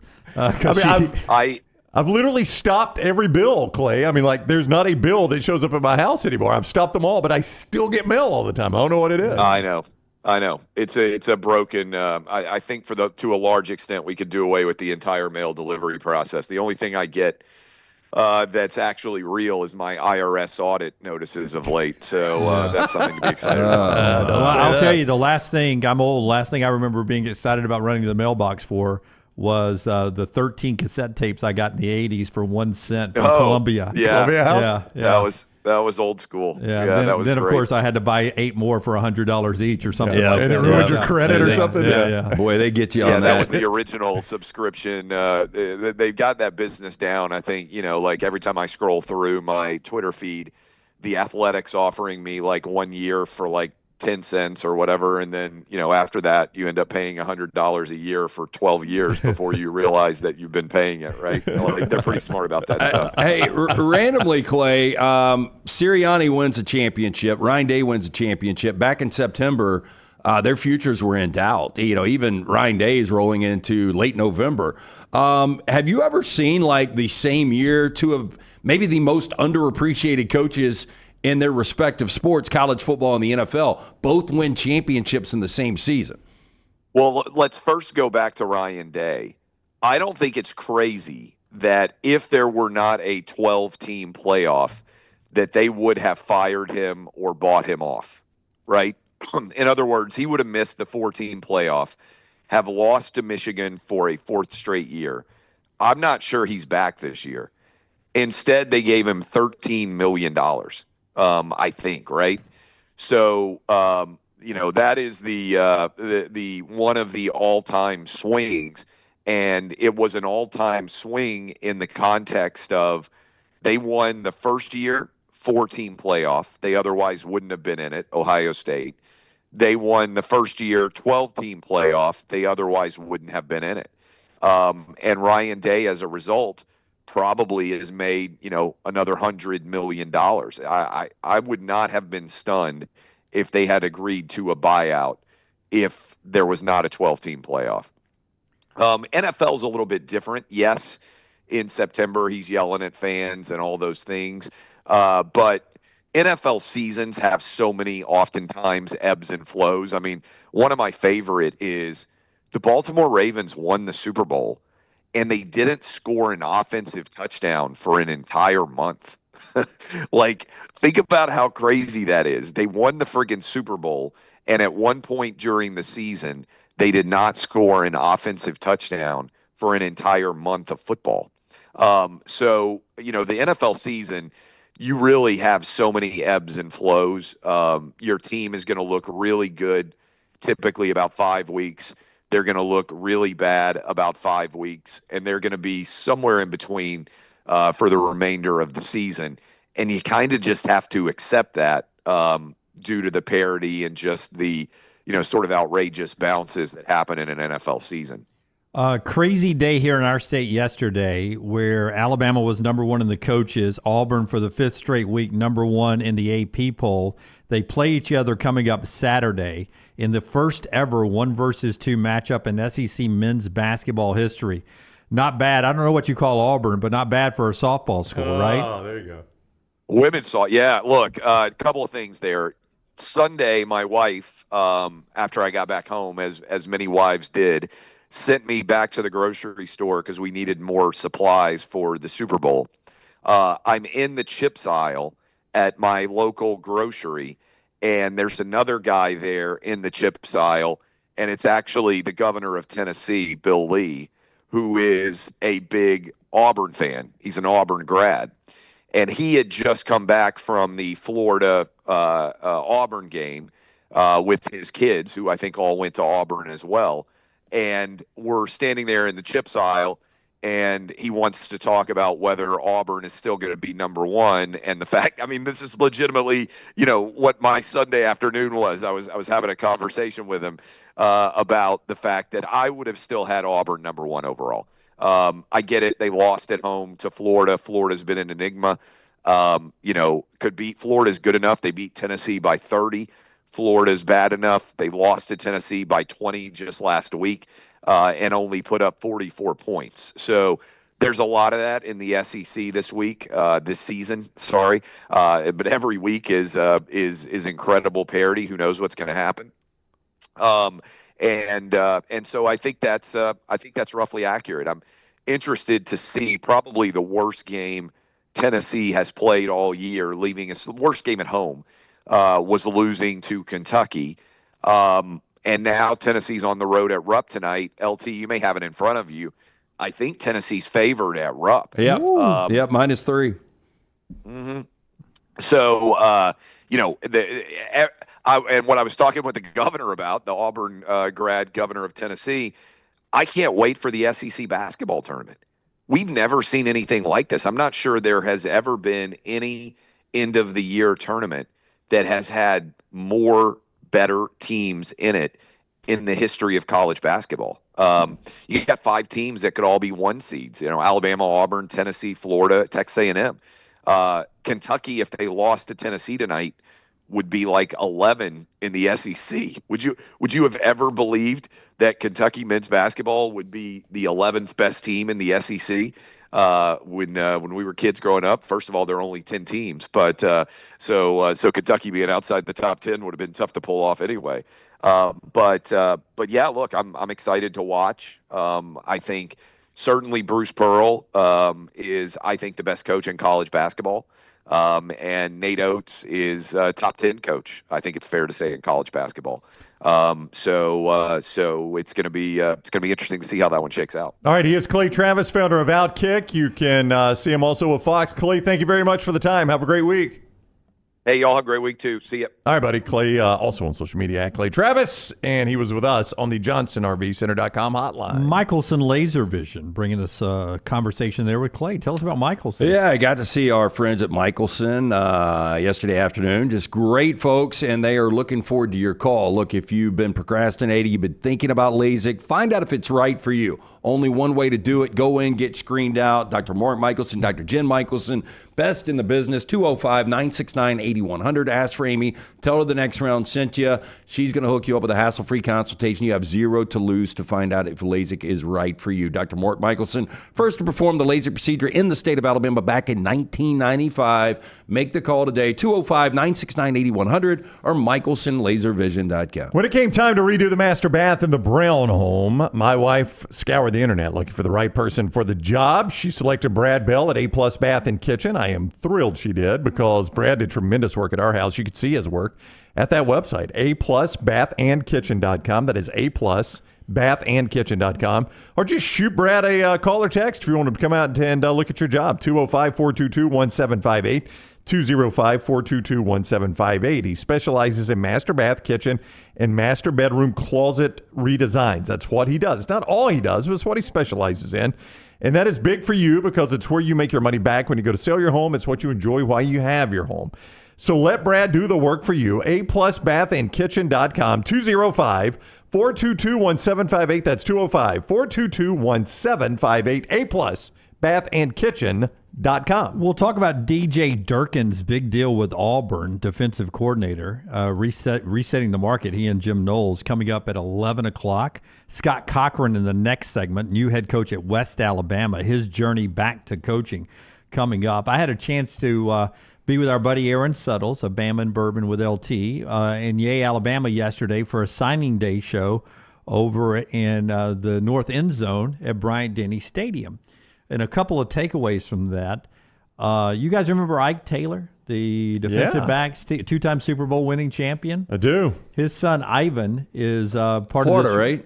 Yeah, Ike Taylor was Florida. Ivan Taylor is part of this recruiting class coming in for Kalen DeBoer. He's a 6-foot safety from down in Winter Garden, Florida, and he's a stud coming in. Talking to some veterans yesterday, he is going to be really, really good. They said he is a instant impact guy as soon as he gets on campus. Spring ball coming up pretty soon. But I got a chance to talk to Parker Brailsford, who was on the panel yesterday. And NIL is, you can do a lot of cool things. And I was asking him what maybe he wants to do when football's done. He has learned to cut hair, and he's thinking about a business model for him is high-end barber shops around the country to build them in different cities and stuff. We've had a few in our area at times. Back when I had hair, I used to love that experience of going in and getting a nice shave and a high-end experience there. And so it's cool to see these guys. I mean, Harp does it all the time. I know. We've interviewed him in the chair. If you'll give me cut 6, these NIL things, the athletic director, Greg Byrne, was talking about how some people have taken NIL money to buy their parents' down payment on their first home. They've never owned a home before since he's been at Alabama. One kid used that for his NIL money to buy his parents their first home, down payment on their first home. The good that has come from the NIL, because you get a lot of bad press. And these are real NIL money now as they're moving towards that. Ryan Williams, on his birthday on Sunday, announced this NIL deal with Sally Hansen. Listen in. What's good, guys? It's Ryan Hollywood Williams here, and you know it's a big day for me. As you can clearly see, it's my birthday, and it's also the big game, so you know I gotta get right today. Gotta start off right, get the nails right. Let's go. For my Sally Hansen pick on my birthday, you know I gotta go back to my first ever color, the Onyx Picture, all black, baby. Gotta finish up with the top coat, make it shine, last longer. So he's got all done and ready to enjoy my birthday and the big game. Sally Hansen partnered there. Not the first athlete for them to partner with. Didn't see a book in that video. It's a joke. The student athlete, you mean? Yeah. Jared McClain, who's now in the NBA, I think he was with Duke. He also had a Sally Hansen deal, the nail paint, the nail polish part of his mystique there as a basketball player now in the NBA. If you're wondering where that started for Ryan, his little sister, before one high school game, wanted to paint his nails. So he did it, had a big game. It became a tradition. And so my man Caleb Williams doesn't get credit. Carried it over. No. Not for Ryan, but Caleb has done it. Yeah, I don't know what his backstory is. No, Caleb has been doing it for years and years and years. Now, Scott Pollard was the first I ever remember painting his nails. Yeah. Remember the Crazy Kansas Center? Oh, I do. I didn't remember him painting his nails. Oh, yeah. He would always. I don't remember that. So that's Ryan. Hey, that's NIL money, Sally Hansen. I never thought I'd see that. Hey, there's a price. I would paint my nails every day for a certain dollar figure, right? Yeah. I mean, there's a dollar figure for almost everything, Jim. NIL money from Ryan Williams here. What is a successful season for Ryan Williams this year? If you remember, I'm talking numbers, not team now. He was 48 catches for 865 and 8 touchdowns, but at the end of the year, it didn't seem like he had the same impact as he had early on. I blame that mostly on quarterback. Yeah. And, you go back and you look, like beginning of the season, it was Jeremiah Smith, Ryan Williams, who's better? End of the season, it wasn't even close. Everybody was like, Jeremiah Smith is the guy. So he did tail off a little bit. I think drops became a problem. Alabama was losing some games. But I think a successful season, obviously, is going to be Alabama winning 10-plus games, going to a college football playoff. Ryan Williams, 1,000-plus yards, double-digit touchdowns. He became a focus point of defensive coordinators. Well, there's no doubt. Do you know how many touchdowns he scored after the Tennessee game? Tennessee's midseason, by the way, for those that don't remember the Alabama schedule. I probably can guess because you're asking me the question. I would start at 0 and work my way up. It is 1. You wouldn't have to work your way out much. And it was against Mercer. So, in conference games after the Tennessee game, he didn't get in the end zone. And he was automatic in the end zone early in the season, like 2 against Western Kentucky. And then he scored 1 against South Florida, Wisconsin, Georgia, Vandy.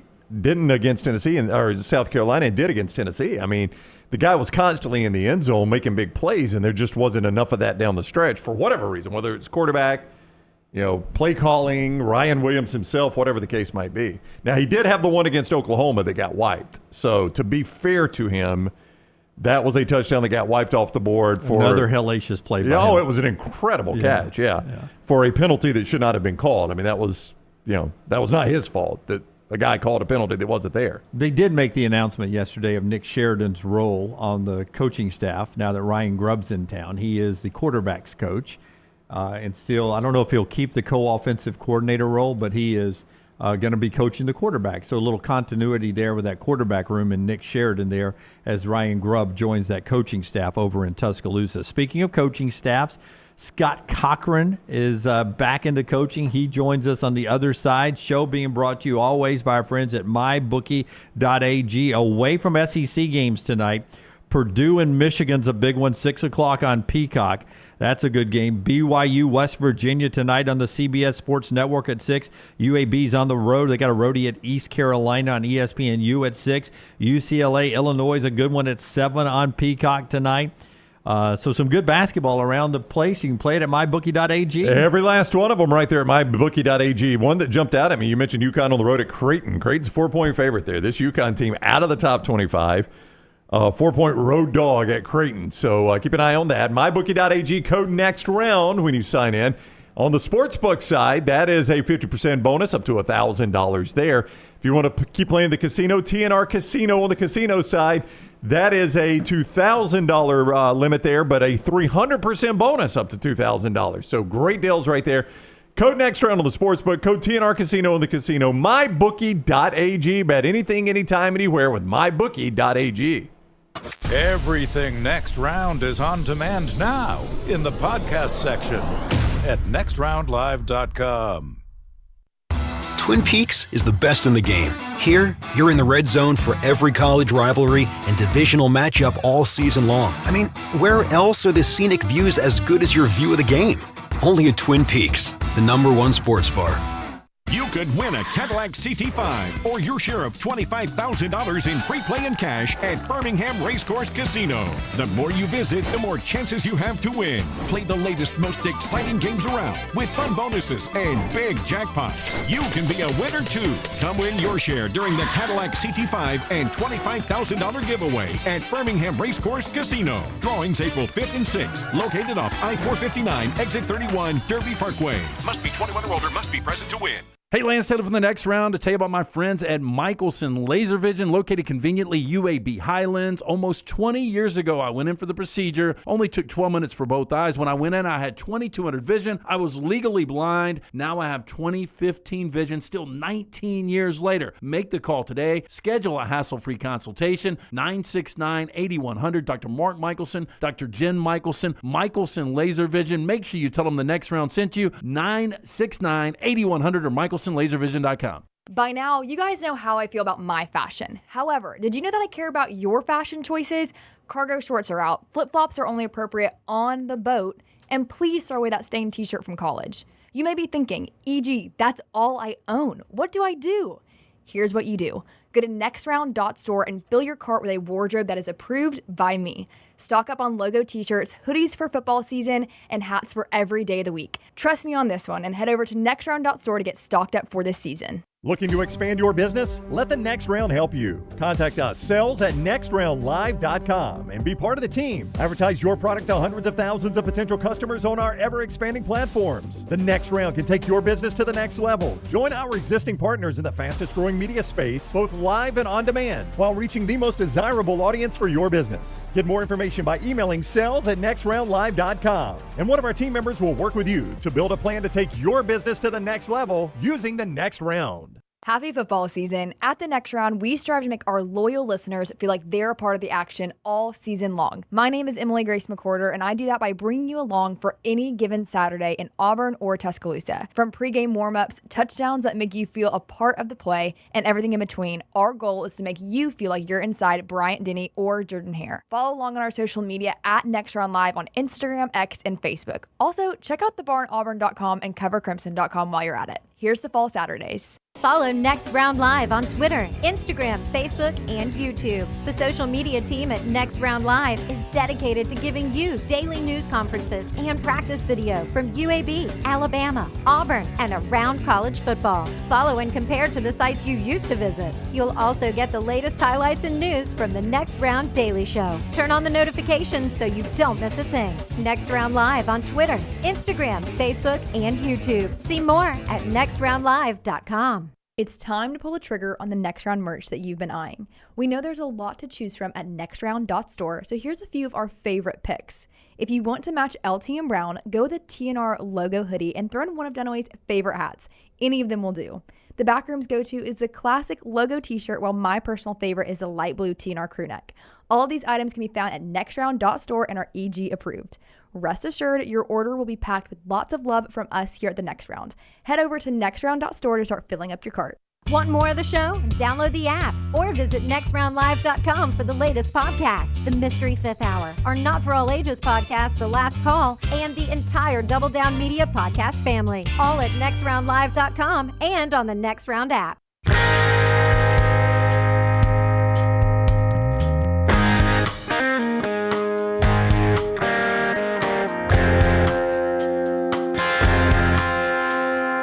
Back with you on the Next Round. We do one Scott Cochran impersonation on the show from that one time we coached A-Day. Oh, I'm not going to have to do that. I've done it in front of him one time, and I don't do it as good as you. laugh? No, you don't. No, I don't. And I did it in front of him when he joined Lauren Sisler and I on a podcast earlier this year. So you do it better than I do. God, I didn't think. I thought we were going. Let's welcome him in first. No, you got to do it for him. I will. The new coach at the University of West Alabama, Scott Cochran, old friend of ours. Welcome in, Coach. How are you today?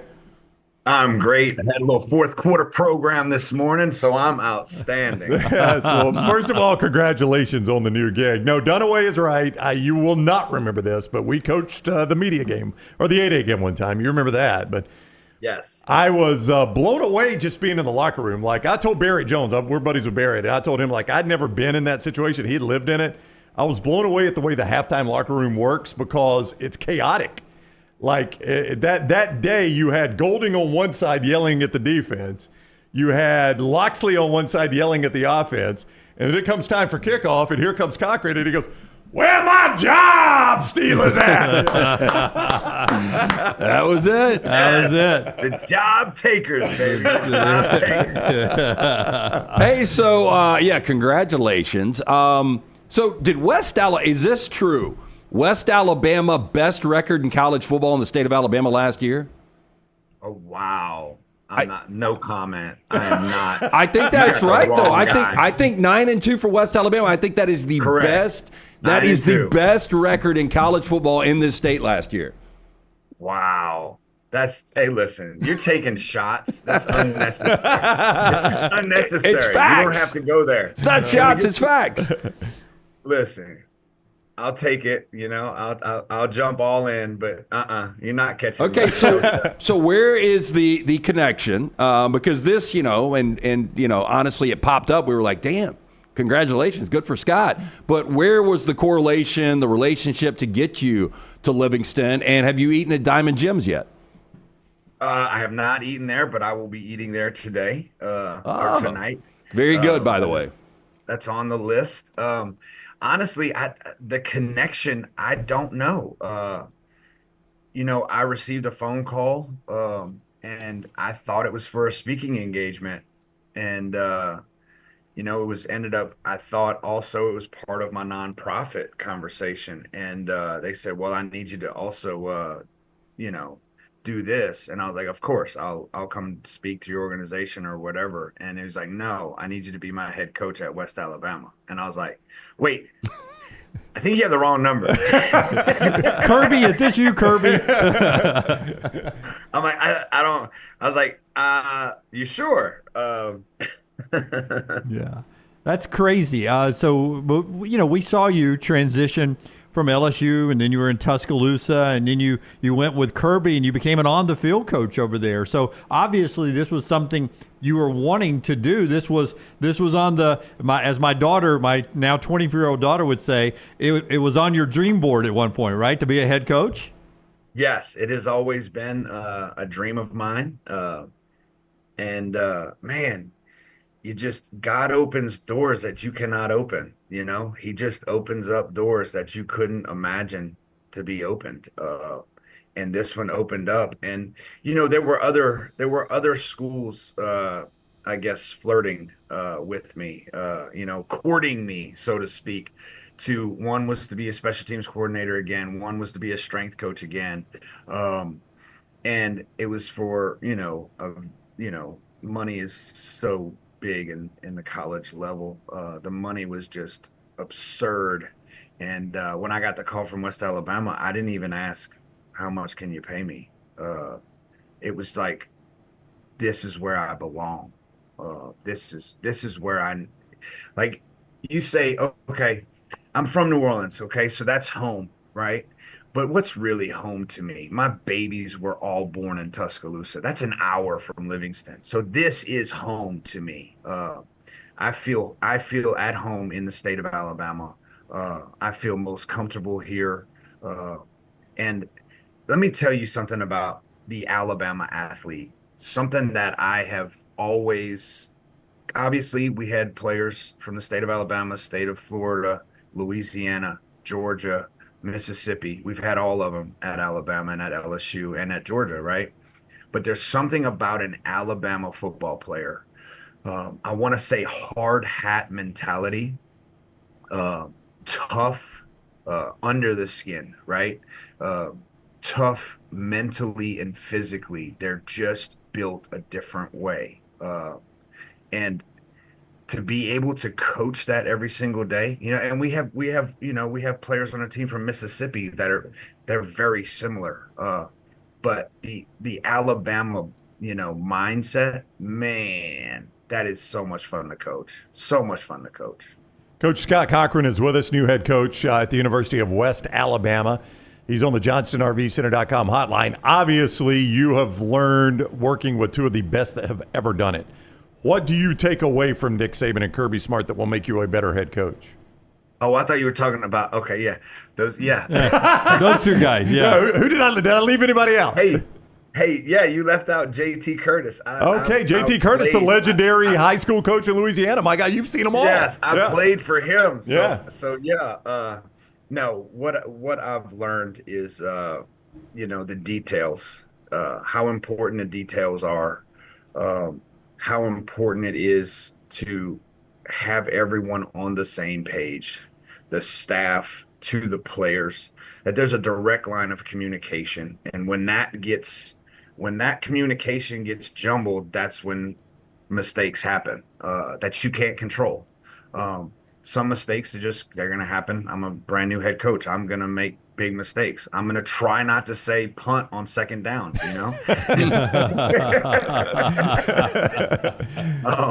but I will make mistakes, and hopefully I can recruit good enough players to fix my mistakes. But what I've learned from them is recruiting is your base. Everything is recruiting. What I've learned through them, through working for them, is that the player development is where I am going to hang my hat till, forever. That's what I do, develop mentally and physically these players. And I think that's a huge, that's going to give us an edge. When you talk of development, your personal struggles well documented. How do those personal struggles help make you a better coach when you're developing these young guys, both mentally and physically? I think it gives me patience. I felt like, with age, I feel like it also comes, but I was always in such a rush, like feeding into the player. I got to be a starter now. I have to get to the first round now. I have to leave go to the draft early. I have to, this. I think what recovery has taught me is that patience. And it's also taught me, better listening skills. I think as a head coach, we're constantly speaking, but God gave us 2 ears and 1 mouth. So I'm big on listening. When I first walked in the door, the first thing I told the staff was I wanted to meet with every single player on the team. And I wanted to know about their family background. I wanted to know about their brothers, sisters, where they're from.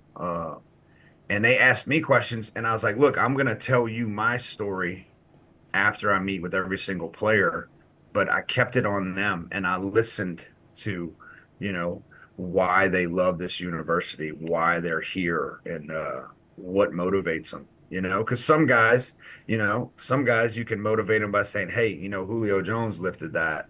I don't think you can lift that. And then all of a sudden they're going after it. Right.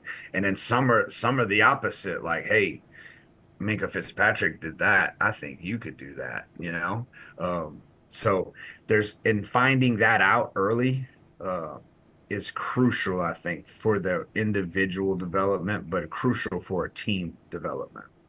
I remember I was blessed to be around some practices, and I would watch Nick Saban work with the DBs, and I always felt sorry for the DB coach because Nick Saban was in his back pocket. I would imagine Glenn Schumann would tell me at Georgia practice, Kirby's in his back pocket. You just came from the fourth quarter program. Do you have a strength and conditioning coach that you were all up in his business this morning? Man, listen, the strength coach here is really good. He talk about eager. He sees me every morning walking in the door and comes and sits in my office for 30 minutes every single morning. And then when he's done with the workout groups, he'll come sit in my office for a couple of hours after the day is done. And he is just eager to learn. And he did a really good job today. He did an outstanding job for his first time trying to run the fourth quarter program. I was very impressed. His attention to detail was spot on, and so yeah, So you were in his back pocket. Yeah, you were in his back pocket today. Yes. Yes. Okay. I don't want to make this. Scott Cochran is with us, the new coach at the University of West Alabama, and I don't want to make this something it's not. So I want to hear it from you. I mean, do you view this like as an ultimate second chance for you, based on your what you've been through? Wow, I have not viewed it that way. Honestly, I've viewed it as the perfect fit. Okay. I haven't viewed it as a second chance. I really haven't. This is a special place. There's something about Livingston, Alabama, and these players and this staff. And, when I'm bringing in, I'm able to bring in some staff. I didn't think I'd bring in anybody, but there's been some people come in, and, when I came in, they just said, hey, I don't know if I can, this is for me. And I was like, okay. And so I'm bringing in some names you will know to come help me take this place to another level. You seem like a personal goals kind of guy. Have you already laid those out for yourself, year 1, year 2, year 3? I have not, because I'm big on the goals. There's no doubt. But I need to get a feel for this group and a feel for the job before I start setting. We have a standard, right? And it's more of to be a champion today, not to win a championship. I don't know where I learned that from. Have you ever heard that from Coach? Somebody was listening. Maybe I learned it from him. But no, so I think that my goals are kind of different now. I always wanted to win 10 national championships, and I've been a part of 8 of them. Been a part of 10 games, but we lost 2 of those games.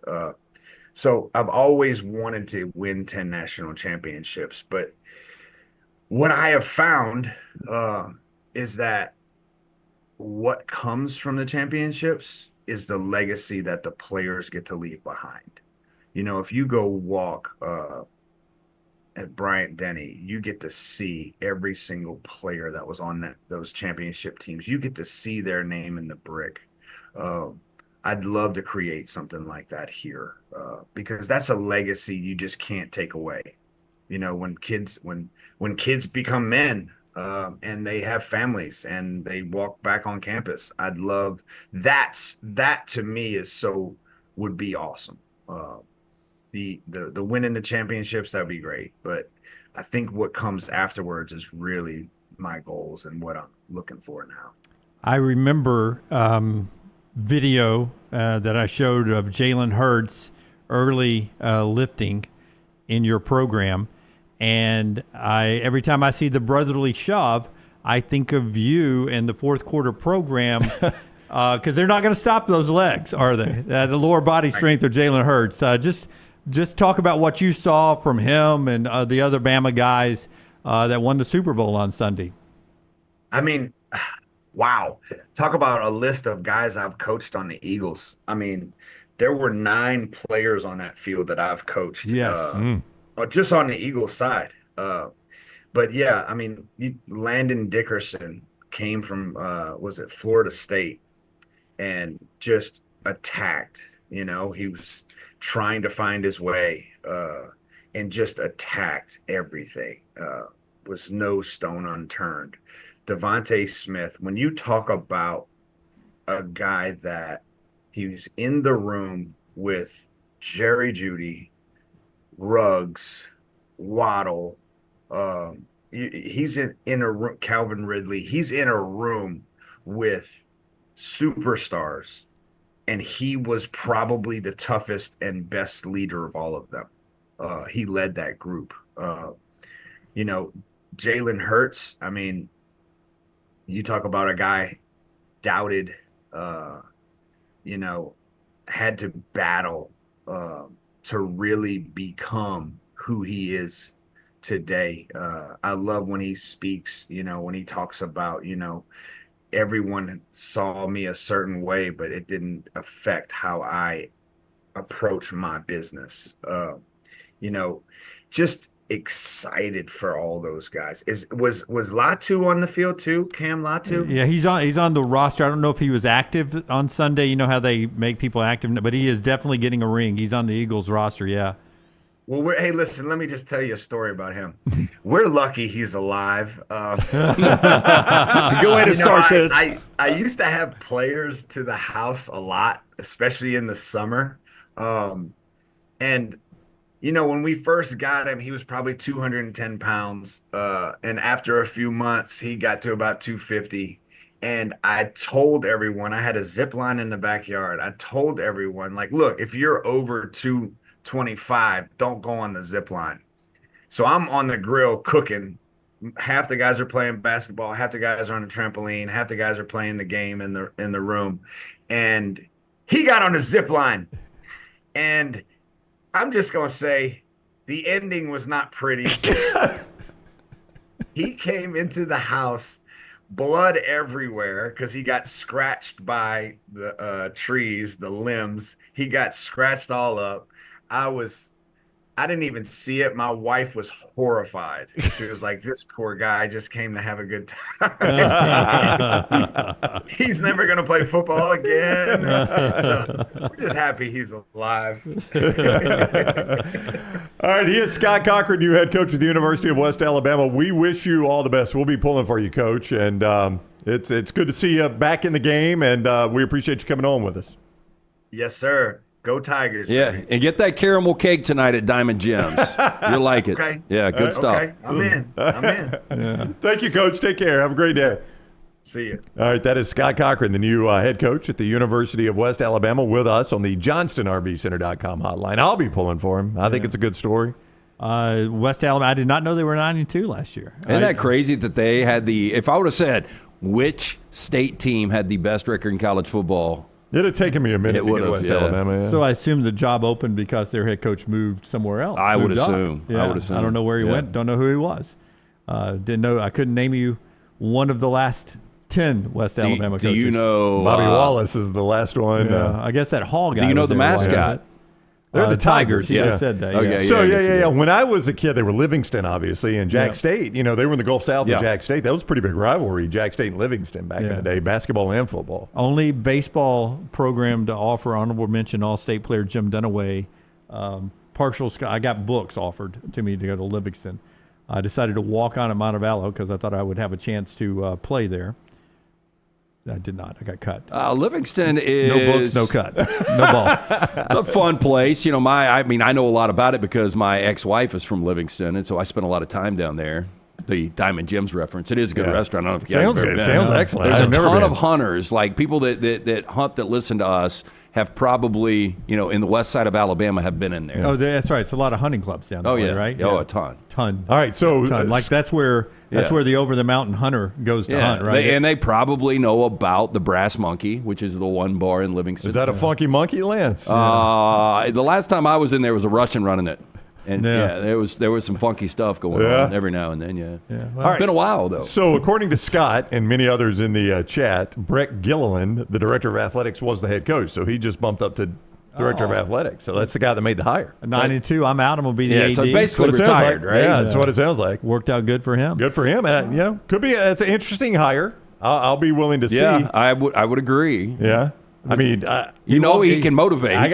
That, and I got to think it's hard to spend as much time around Kirby Smart and Nick Saban and a lot of it not rub off on you. You heard it in just some of the things he was saying. He's going to walk in with some binders that he just had from Tuscaloosa and Athens and set them down. And I didn't even think about the Georgia kids that were on that defensive line or on that. I mean, it was basically Georgia Nolan on the end and Jalen in the middle. I mean, that's just the influence he had on that game on the Eagles.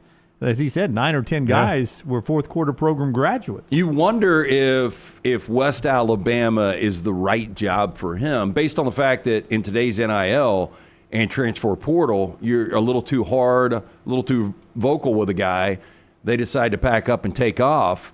At West Alabama, they're looking for that destination. So I think you probably can ride these guys a little harder. And they probably want to leave and go, right? So and he kind of mentioned it in a roundabout way there, but it's what I think has made Jacksonville State a pretty good. Jack State's rarely had off years in football, and one reason is there's just a lot of good high school players around there that aren't going to go to Alabama or Auburn or Georgia, and they stay home and play at Jack State there and in West Georgia. He's kind of the same thing. That area, it's going to have some good high school football players, and then you dip over into Mississippi. Yeah, because you're close to the border. Yeah, you convince a kid, why would you go, that far from home? Come stay close to mom and dad and play for me. And you got a lot of good football players in that region. Yeah, and then you can work out a little NIL deal with Diamond Gems. That's right. Caramel cake for caramel free. Cake for everybody. Friends at Urology Centers of Alabama, staying on top of your health. Friend yesterday made it public he had been battling testicular cancer. Nick Kelly of AL.com I saw that, made that public yesterday. So much that can go wrong with your body. You want to stay on top of your health, and early detection so important. Great news for Nick there. He shared that. Go check out his social media. You don't have to be an old person to have an illness out there. Stay on top of your health, guys, in your 20s to 30s, 30s to 40s, and so on. Urology Centers of Alabama, 205-930-0920, 930-0920. Find a location near you. 16 great locations out there. One near you. Schedule an appointment today at 930-0920 or go online to urologycentersalabama.com. And also our friends at Hemphill. LT, tell us about Hemphill. Yeah, 205-229-2090. Trust the name. Birmingham's trusted since 1954 for all of your plumbing, heating, and cooling issues. Call Adam, Chad, Andrew, the guys there. Tell them the next round sent you. Hard to stop a train. For more information, hemphillservices.com. By the way, in the Super Bowl, we told you the record ratings. It was in this century, so since the 2000 game, it was the second least exciting Super Bowl by metrics, lead changes, ties. There were no lead changes. Pressure points. Yeah. This is either got to be Denver over Carolina or Denver over Seattle. Seattle over Denver. Seattle over Denver. That is the least competitive, least exciting Super Bowl to date, 43-8. You know, I was thinking on the way in Monday, actually, how we talked some about to all the youngs out there, you know, the Super Bowls when we were growing up sucked, and they're better now. Those are the Super Bowls when we were growing up. Yeah. Oh, yeah. NFC dominating the AFC. And it's interesting around here because so many Alabama players, like I had dinner with some people last night, and they were like, what about that Super Bowl? And I was like, it was awful. I was like, I love the fact that I finally had the right side, but it was awful. And they were like, it wasn't awful. You know, Jalen was the MVP, and the Kansas City Chiefs lost. Yeah. So I think around here, most people hate the Chiefs, and a lot of people are obviously Alabama fans. But I think if you talk to other people around the country, that is one of the worst Super Bowls. I mean, for anybody under the age of 25, it might be the worst they've ever seen. So you say record 125 million? 126 million watched it as a record. Imagine if it were a good game. Yeah, was it? Like I said, in the second quarter, it was 135.7 million until it became a blowout. Could it have gotten up or Kendrick Lamar, whichever one sent him the other direction. Could it have gotten up to 140-ish million? It could have, yeah. Because I thought there was no, like the one thing I was sure of is this would not be a blowout. It would not be a blowout. Yeah. Here's one amazing stat that I didn't get to yesterday, left over from Sunday. And this blows my mind until you start and think about it, and then you start doing the math, and it is absolutely true. The NFC East is the only division that every team in that division has won a Super Bowl. And now everyone in that division has multiple Super Bowls. It's the only division in the NFL that every team in that division has a Super Bowl. And now, because Philly got their second one, everybody's got multiple Super Bowls in that division. Dallas, obviously. Washington, obviously. That's pretty crazy. Philly, the Giants. Yeah, because I'm just going through every division in my head. There's always one. There's always the one. Like you start with LT's division, the Cardinals. Yep. The NFC South, you got two, and the Panthers and the Falcons. Yeah, you go to mine. Buffalo has never won one. Crazy that's the thing. And Miami and New England have won multiple. The Jets won one forever ago. Yep. Bengals, Browns. Yeah. Yeah, so it's just crazy. You go through that. That's the only division that has won. Everyone's won one, but now they've won multiple in there. So the NFC East, I always picture the NFC North, AFC North, and now the NFC North being some of the tougher divisions, top to bottom. But I guess the NFC East is always competitive. The South is garbage. So you got 5 of the 8 teams haven't won a Super Bowl. Yeah, I was about to say AFC South has to have the fewest. Indianapolis is the only AFC one. South winner. Yeah. But Titans have not, Texans have not, and Jacksonville has not. Now, to be fair, Texans and Jacksonville aren't that old. Yeah, and the Titans go back to the Houston Oilers. Who didn't win one. That's either. right, yeah. So I just thought that was interesting there to see that. Gary Parrish still to come to talk basketball with us at the end of the show at 11:45. Historic times there. We'll talk more basketball before we get to Gary as well. But when we come back, Auburn has extended DJ Durkin. We'll do our spotlight coming up on what is going on at Auburn, how important DJ Durkin is to Hugh Freeze. That is coming up on the show. And LT's 4 Downs is still to come as well as we get ready for college football, which cranks up in 195 days, not too far ahead, but a big night in basketball. One other NFL note before we get to the top of the hour, though. And I just want to know how tuned in you are to social media, LT, because I saw this last night and thought of you. We know Cooper Kupp is likely on the move. Did you see the internet buzz last night that because one of the New York franchises hired Matt Stafford's brother-in-law, or is it brother or something like that, that possibly would the Rams give up Matt Stafford for the correct trade? Well, I don't think they would. Well, for the correct trade, yeah. I think everything's on the table. But it more so would Stafford be willing to make a move? Yeah, like I have not seen this. I mean, Jets and Giants are going to need quarterback. Jets have already said. Google it for me real quick on Stafford. But if you're Stafford, do you want to play for Sean McVay? Do you want to go play for Brian Dable? Yeah. Do you want to play for Aaron Glenn? No, I do not. Yeah. No. I just wonder, would you trade for a young quarterback? And I don't think there's one in this draft I would want. No. I Googled Stafford, New York. Turns out there is a Stafford, New York. So that's all. Giants hired coach with family ties to Matthew Stafford. Yeah.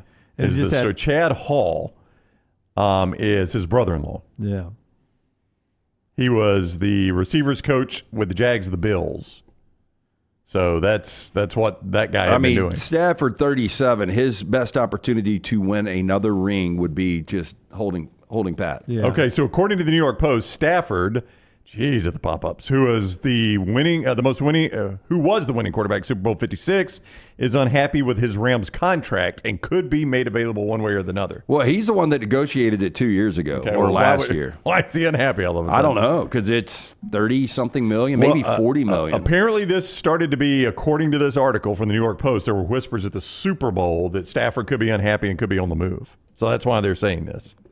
Yeah. I hope that's not the case, but you never know. Albert Breer on the Dan Patrick Show. No one's talking about the Stafford thing. I don't understand it. I don't understand why nobody's talking about the idea that Stafford could be available. If you're another team, you're probably calling the Rams. That's from Albert Breer. Look, I mean, if you can get Stafford for a 2-year situation, even a 1-year situation, I mean, he still, when healthy, is a top 10 quarterback. He's just that good. Where would a top 10 quarterback change a franchise and make them good instantly? The Jets, but I mean, that's assuming. Well, they tried that with Aaron Rodgers. But that's assuming you get more than you got out of Aaron Rodgers, which didn't work. Yeah. But you put all those pieces around Aaron Rodgers that are all still there. I think you would get more out of Stafford, but I didn't think you would see. Now, I do think a lot of the drop-off with Aaron Rodgers was the fact that he didn't play for virtually 2 years. Yeah.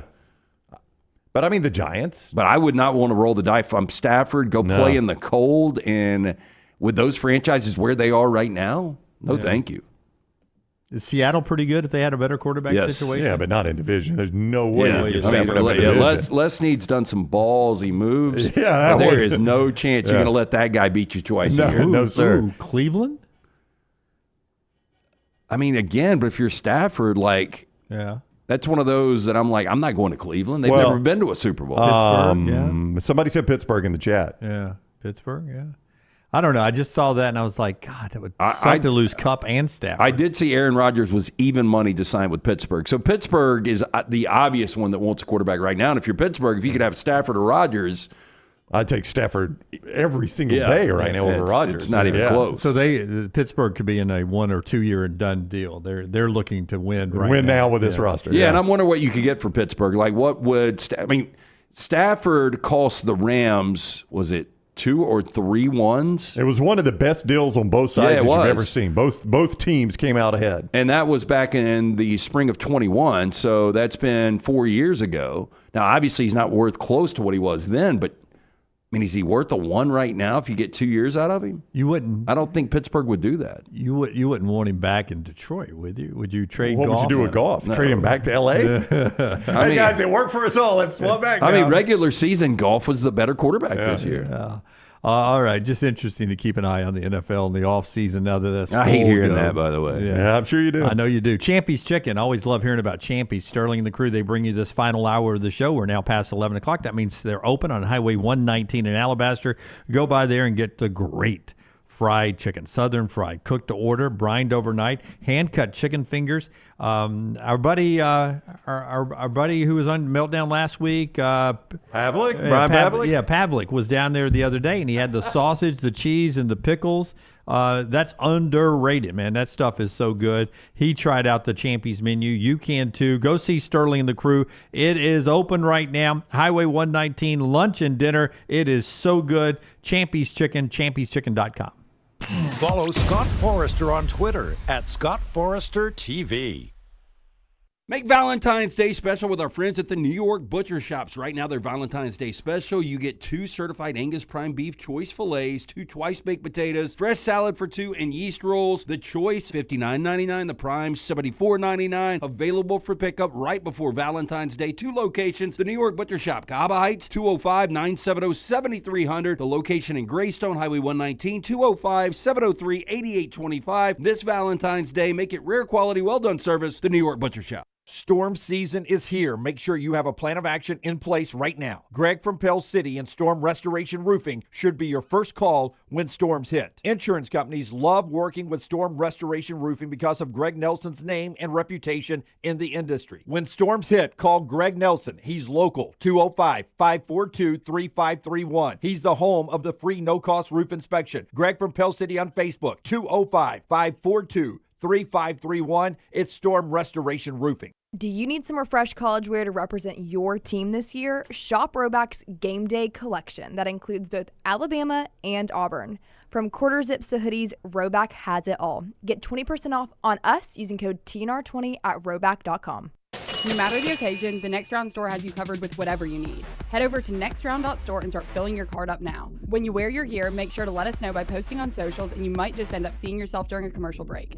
Go browse now at nextround.store and place your order before the break ends. When the clock hits 0, go to all Next Round video platforms for instant reactions for the latest Auburn and Alabama basketball games.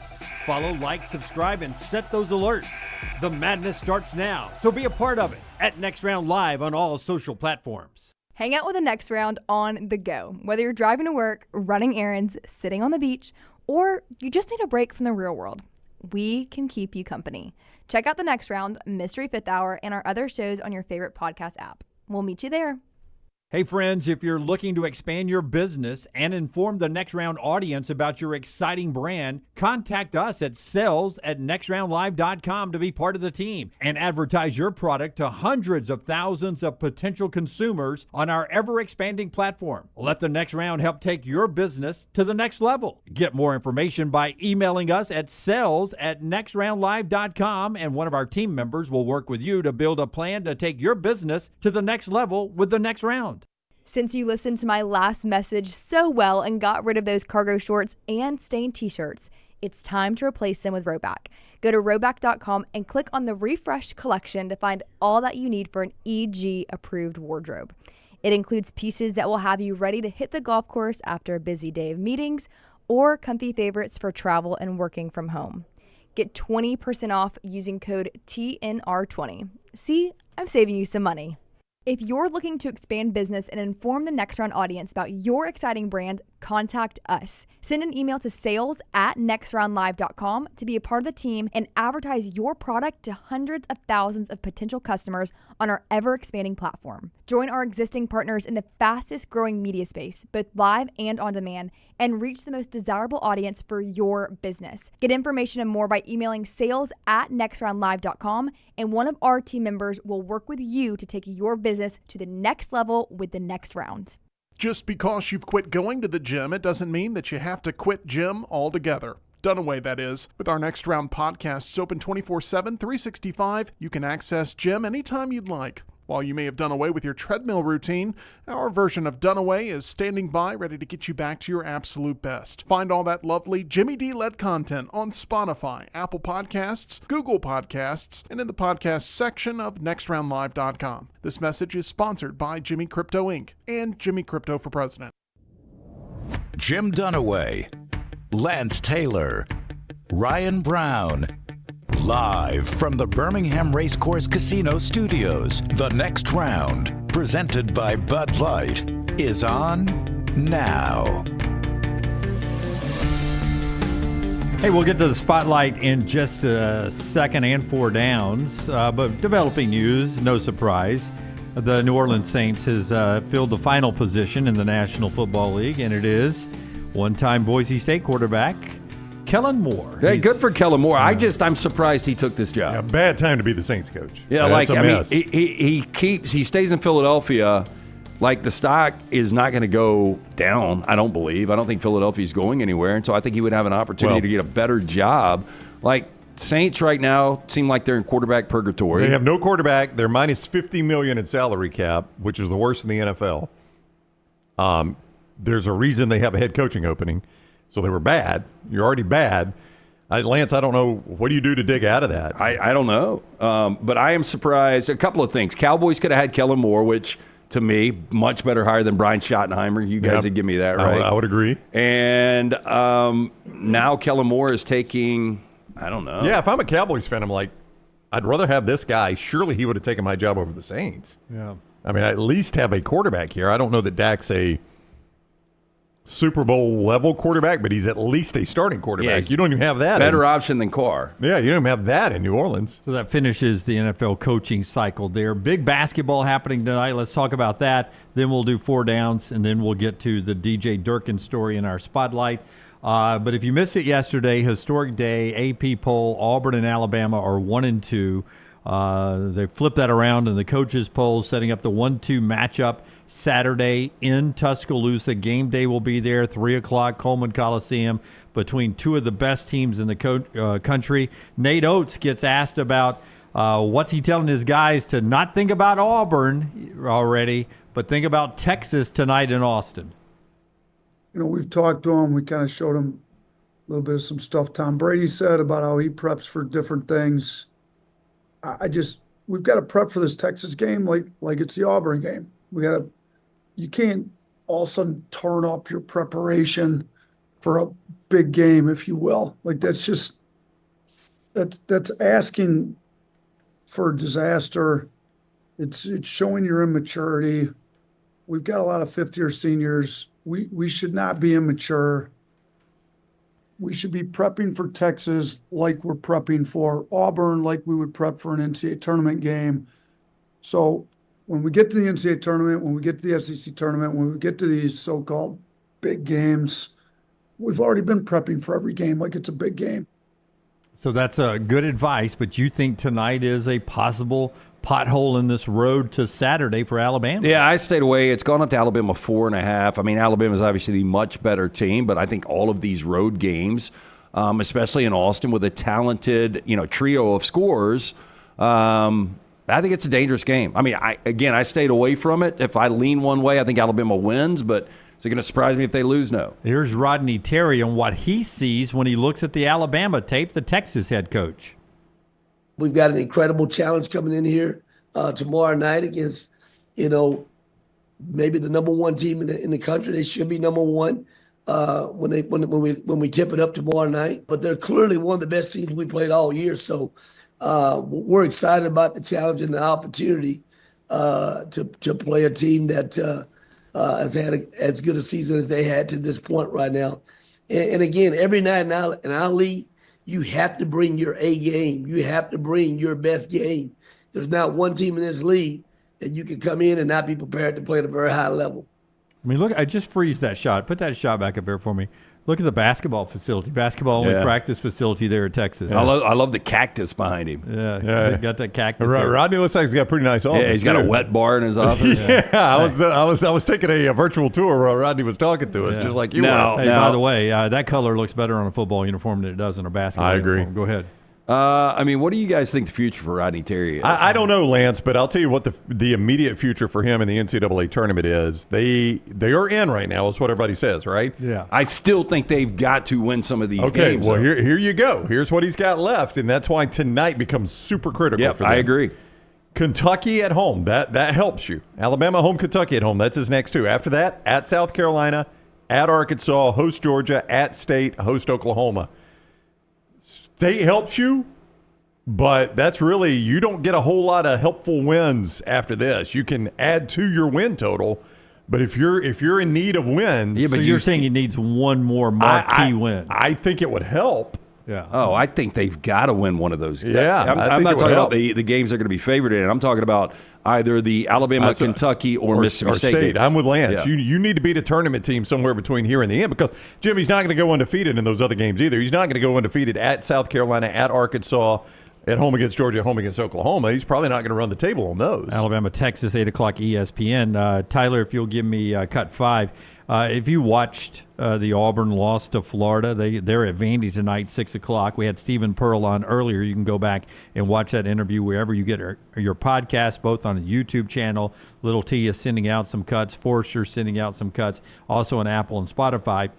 But Johni Broome was and is not 100%.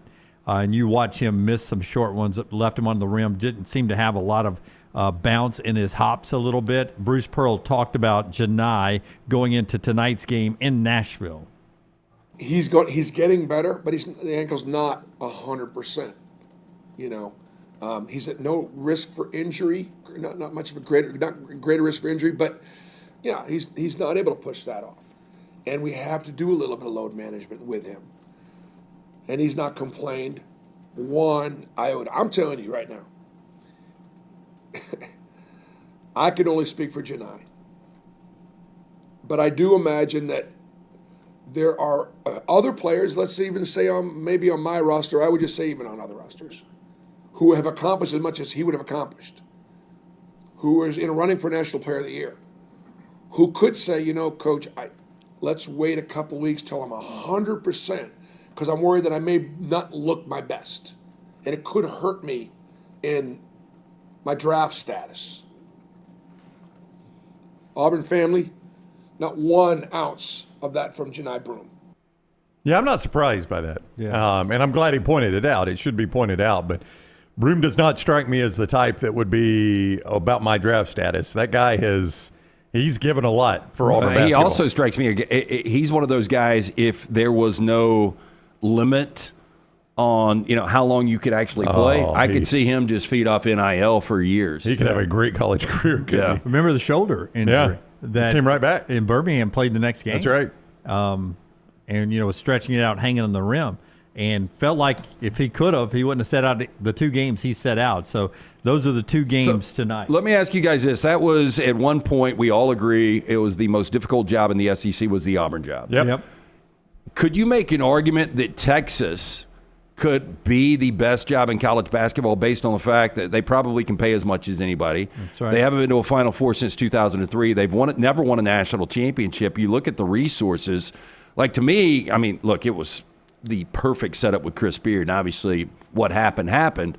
But could you start to make an argument? Like, if this job opens up in the next year or two? I feel like we've done this over the years with Texas football and Texas basketball, both, and nobody ever makes it into that great job we think it can be. And I just wonder, is there a reason? Well, Sark is knocking. He's knocking. Yeah. But in the NIL world, it can be different when you've got all the money in the world, and they've got all the money in the world. This would be year 3 for Chris Beard. If Chris Beard, I mean, they would He'd be been to a cooking. Final Four by They'd be now. rolling. Yeah. Before we get to LT's 4 down, Storm Restoration Roofing bringing you part of the show today. Greg from Pell City, A+ rated with the Better Business Bureau, and a couple of things that Greg wants to do for you for free. One of them, if you call his cell number, which is the number on your screen, it's on all of his signs. It's his business phone. It's locally owned. It's a family business, so it's very simple. His business phone is his cell phone, 205-542-3531.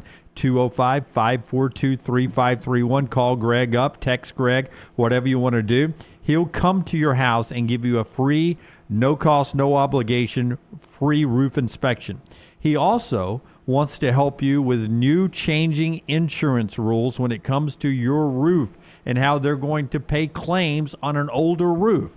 So if you got a roof that is over 5 years old, if it's 7 years old, 8 years old, Greg wants to make you aware of some changing rules when it comes to your insurance. He wants to walk you through that process. He'll do that too.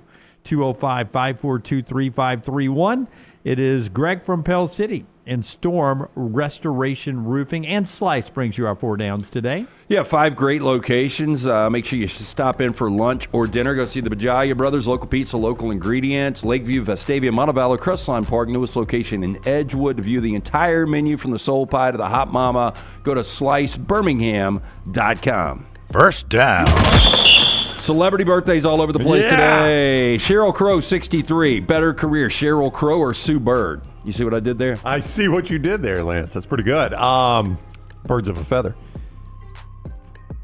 Sue Bird, I do not follow the women's basketball game, but she is probably on the Mount Rushmore of women's basketball. At one point, she was the GOAT. Not a bird. I mean, Sheryl Crow, bad music in my opinion. Yeah. Oh, I loved her in the 90s.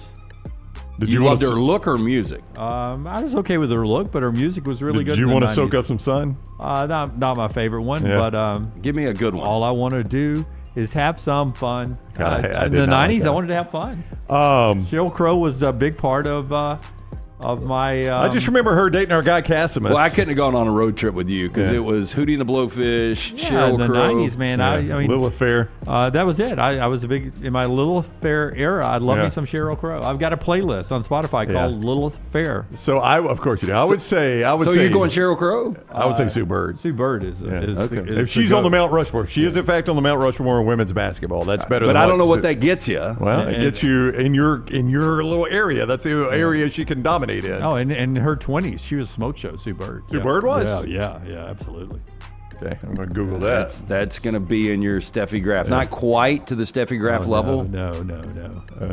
You got it interesting. So you just kind of scoffed at Sheryl Crow. Her looks are okay. Yeah. But you think Sue Bird was hot. So you think Sue Bird looked better than Sheryl Sue Crow. Bird in the 20s, absolutely. Not what I thought Sue Bird looked like. Once I Googled her, I thought she looked totally different. Where did she play college? I'll just do Sue Bird college. Was she not UConn? Couldn't tell you. I don't know. Oh, yeah, she was UConn. I would look at Sue Bird like magazine covers. Okay. Seems like Sue was she on the Bird cover of magazine Maxim, Sports Illustrated? I doubt it. No. Yeah. Oh, Maxim. They got a lot of options for Maxim. Yeah. Sue Bird. We're she might see the back page. We're up against the clock, though. Let's do a second down here. Yeah. Second down. I found one point guard. We're up against the clock because you put us here. No, we're up against the clock because of Gary Parrish coming up at 11:45. It's not because we couldn't find a good picture. Yeah. No, I just move on. Yeah. Burt Reynolds would have been 89 today. Best Burt Reynolds movie for you guys? Smokey and the Bandit. Yeah, that was going to be mine. I mean, that's the iconic. Like, I think Deliverance or Boogie Nights are probably my favorites. I mean, Smokey and the Bandit was fun as a kid. But, like, I don't know if you guys like Deliverance or Boogie Nights. I think both fantastic. I didn't like Deliverance. Just a creepy watch. Boogie Nights I enjoyed. What else was he in? Sharky's Machine. Yeah. I mean, Semi-Tough. Longest Yard. Didn't he jump the Tuscaloosa Hooper. River? That was Hooper. Yeah. I mean, he's been in some terrible movies. Yeah. Terrible movies. Wasn't he on a TV show once? Evening Shade. Evening Shade. That was bad. Yeah, I think Lance hit the good one. Smokey and the Bandit. Yeah, I like Sharky's Machine. I don't know if you guys have ever seen that, where he's a vice detective in Atlanta. Never seen it. I haven't seen that one. It's gritty. It's good. Yeah. No, I liked him in Smokey and the Bandit. I even liked Smokey and the Bandit too. Is that the one with Dom Louise? Yeah, Dom DeLuise. Yeah. I got 2/3 of his name. They right? got they're trying to run a elephant in that one, right? Yeah, something like that. Yeah. Big Third drop-off down. from Jennifer Aniston, 56 years old today. Better career, Jennifer Aniston or Jennifer Lopez? Oh, I thought it was City of Aniston. We'll go Jennifer Aniston over City of Aniston. Yeah, I'll go Jennifer Aniston over Jennifer Lopez. There was a moment. We're going better looking or better career? No, better career. I think I would lean J-Lo. I like Jennifer Aniston better, but I think J-Lo's probably had the better career. I don't think so. I'd say Jennifer Aniston. And I think there was a period in time in early 2000s that for men in their 30s, their hall pass, the Jennifer Aniston would have been on the list. Well, I think Jennifer Lopez has had better roles in movies, and then obviously the music's next level. So I would say J-Lo, but I'm probably in the minority here. Not for me. What about you, Brown? I think J-Lo's had the better career. I like Jennifer Aniston better, but J-Lo's probably had the better career. She's shaking at 50 at the Super Bowl, wasn't she? She is. Or was. Fourth down. Thomas Edison would have been 178 today. Better career, Thomas Edison or Thomas Jefferson? What else did Edison invent? Beyond the light bulb? He had a lot. He didn't do the phone. But TJ, obviously, he brought some things with him to America, and he was, I think a respected colonel in the military. Was our third president. Thomas Edison inventions. Let's see, key inventions. Thomas Edison here. Light bulb, we all know about. The phonograph. Yeah, The motion picture. Oh, come on. Thomas Wait a Edison. minute. That's actually not true. Well, it's right here on the website, thomasedison.org. I'm looking at it Tyler. too, but the film camera was created by the Lumiere brothers. Okay, so Tyler's arguing with thomasedison.org. I believe Tyler here. I believe Thomas Edison was really good at filling out copyright and trademark. He stole a lot of stuff. So businessman Thomas Edison. Yeah, I think I'll go Thomas Edison. Electric pen, the magnetic iron ore separator. I mean, what would we do without the magnetic iron ore separator? What would we do without that? Yeah, I think we'd have never had that little drawing game with those little metal things. I'll lean Thomas Edison here. I'm going to go TE. Pretty tight, though. Over TJ. Yeah, Thomas Edison. 5 locations, lunch or dinner. Get into Slice. Local pizza, local ingredients. For more information, slicebirmingham.com. Let's do our spotlight today. It is brought to you by our friends at McCurry. Tyler, at your convenience, you hit the open. The College Football Spotlight. You can rent from McCurry, van and car rental, all kinds of vehicles to choose from. That includes trucks, SUVs, passenger vans, easy to rent, in and out fast. Locations in Athens, Muscle Shoals, Huntsville, 2nd Avenue Northwest at Coleman, Skyland Boulevard at Tuscaloosa. Reserve that rental today, 256-559-1003 or McCurryRentals.com. Auburn extends DJ Durkin's contract, defensive coordinator, yesterday. They more than double his salary, Lance, from $1.2 million to $2.5 million. It's a 3-year deal that has an escalator in it. The 3-year total package is $8 million. Auburn will owe DJ Durkin for this contract. Obviously, he's well thought of. Nick Saban tried to hire him a couple of times. How important is DJ Durkin to what Hugh Freeze is trying to do at Auburn? The money says a lot. Well, yeah, I mean, the problem's been the offense the last couple of years. It's been awful. I mean, the scoring defense, the defense was good enough to win you a championship. It was 28th nationally, only a little over 21 points per game.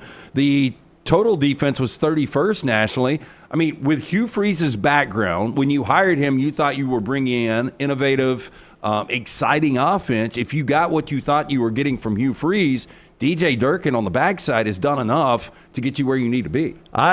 They were not top 5 in any of the major defensive categories, which is interesting, but I'm with Lance. Watching that defense, I think they did enough. Can I ask you a question? Sure. Because you keep up with the stats. I wonder, do they factor in Peyton Thorne interception, return to whatever yard line or a pick six? Does that go against my defense, the scoring? Well, I mean, scoring defense, yeah. I mean, they were, and that's where they were 8th, 21.3. All the scores are going to go against your scoring defense, unfortunately, for them. But, yeah, if you just want to look at total defense, Auburn was 9th, 330 a game. By the way, Georgia was 8th. So, I mean, normally you kind of like to be with Georgia right there.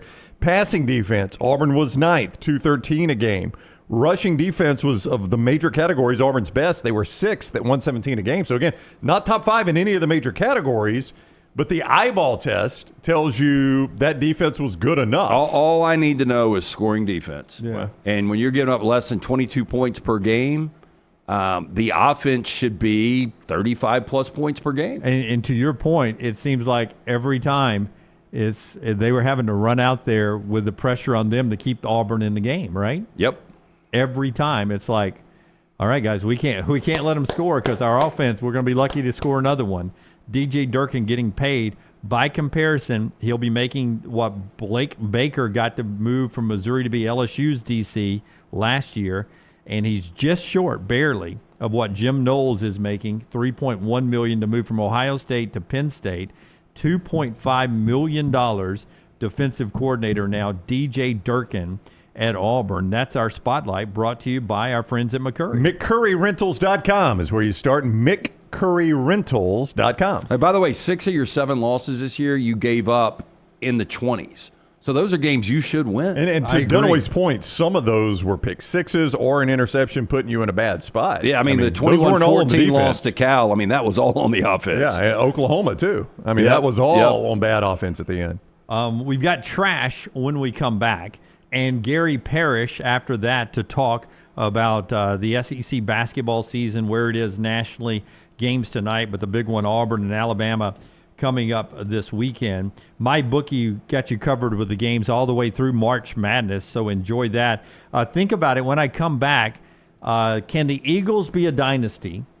And is there a dynasty that's lurking out there in any of our major sports in America? We'll get to that in trash when we come back. Brandy, tell us about MyBookie. Yeah, right now at mybookie.ag, you can find the Auburn Tigers a 9.5-point favorite at Vanderbilt. If you want to play the Bama game tonight they're a 4-point favorite in Austin. mybookie.ag, code next round. Get you in that sports book with a deposit bonus when you sign on with code next round in your first deposit right there. You can get a 50% bonus up to $1,000. If you like the casino side, they've got that at mybookie.ag, a live casino there. Code TNR Casino when you make your initial deposit. That code TNR Casino gets you a 300% bonus up to $2,000. Bet anything, anytime, anywhere. mybookie.ag, code next round or code TNR Casino. Bet anything, anytime, anywhere at mybookie.ag. Take the next round anywhere you go with official Next Round gear. Buy yours today at nextround.store. Twin Peaks is the best in the game. Here, you're in the red zone for every college rivalry and divisional matchup all season long. I mean, where else are the scenic views as good as your view of the game? Only at Twin Peaks, the #1 sports bar.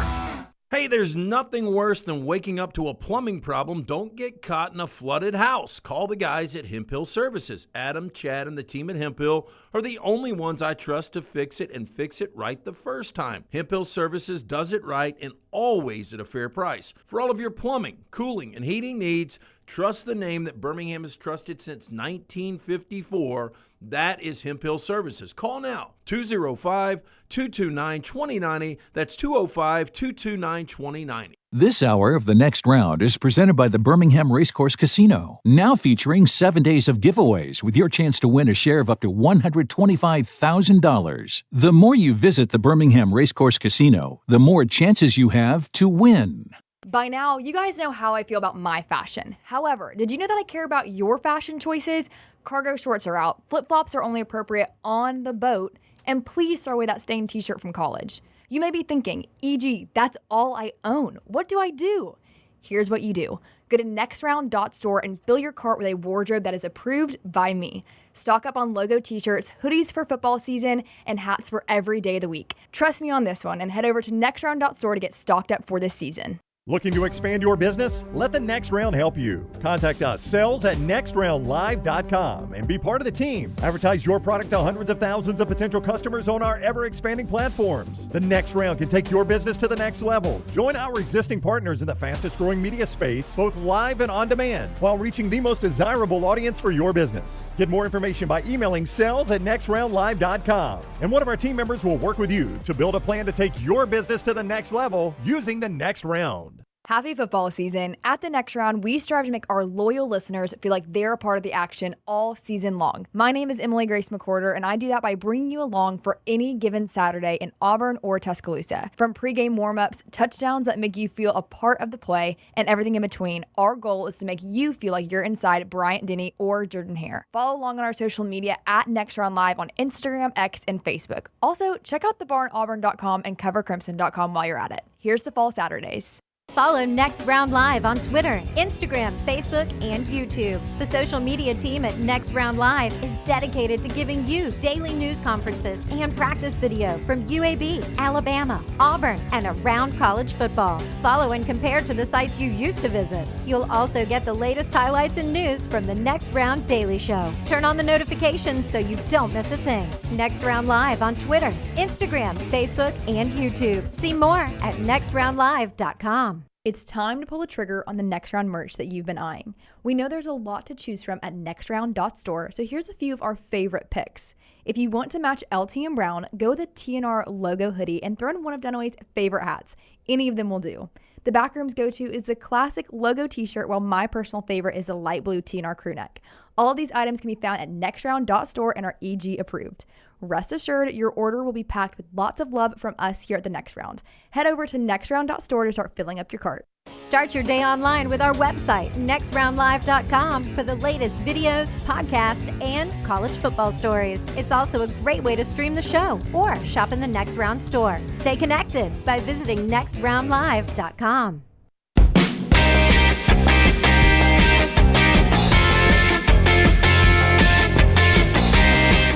All right, before we get to trash, can the Eagles be a dynasty? No. Quick answer from Lance. What would it take for them to be a dynasty? I mean, to win another one? No, you'd have to win like 3 of 5 or 4 of 6 or something like that. Yeah, KC was obviously one. If they win a couple more, but what are the chances? Yeah. Is there a dynasty on the horizon right now? And I'm not talking like Oklahoma softball's 3 straight. The Lakers are the last one to three-peat. The Dodgers, I guess. Could be the baseball. If they keep this together, I don't know how the Dodgers aren't. Yeah, that could be the next dynasty. Yeah. Last time in baseball, let me see. I have this written down. Oh, by the way, UConn. I know we'll get to Gary Parrish in a little bit, but they've won back-to-back. That's right. Yeah. And they've got a down year this year, but if you bounce back next year and win 3 out of 4, Oh, absolutely. Start talking about it. They've got the 9th best odds still to win it this year. Yeah, that brand's dying hard, isn't it? Dr. B brings you one thing else before we get to trash on the table. Tell us about Dr. B. Dr. B, best in the business. When I started to thin out, I asked around. Everybody said Dr. Beckenstein is the guy you need to go see. Since that moment, my hair has more than doubled in thickness. I do that non-invasive treatment 3 times a week, 30 minutes each time. That is it.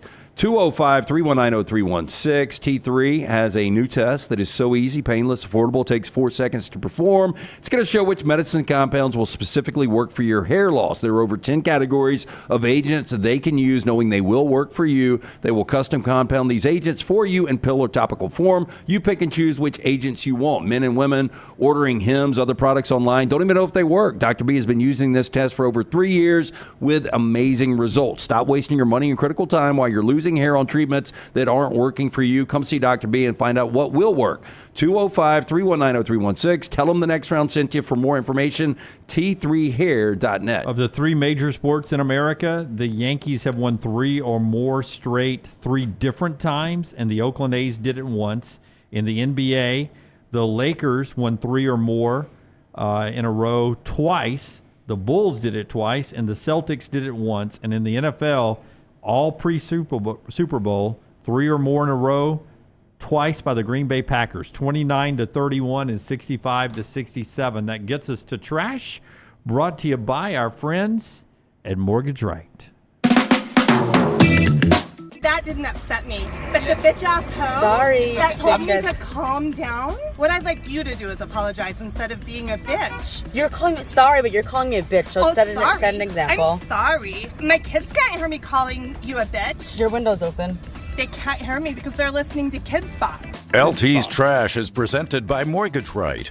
Mortgages done the right way. If you are looking for a new home, our friends at Mortgage Right here to help. Whether you're a first-time buyer, a seasoned home buying veteran, their great service and low rates make the process so easy. Speaking of veterans, veteran founded right here in Birmingham. So remember, whether you're looking for your final home, your first home, whether you have a big down payment or need 100% financing, Mortgage Right is your one-stop shop for mortgages. Visit them online, mortgageright.com. Call 205-900-7200, NMLS 2239. Equal housing lender. We start first. You guys know that terrible, I don't even know if it was really a band or if it was more of a joke, LMFAO.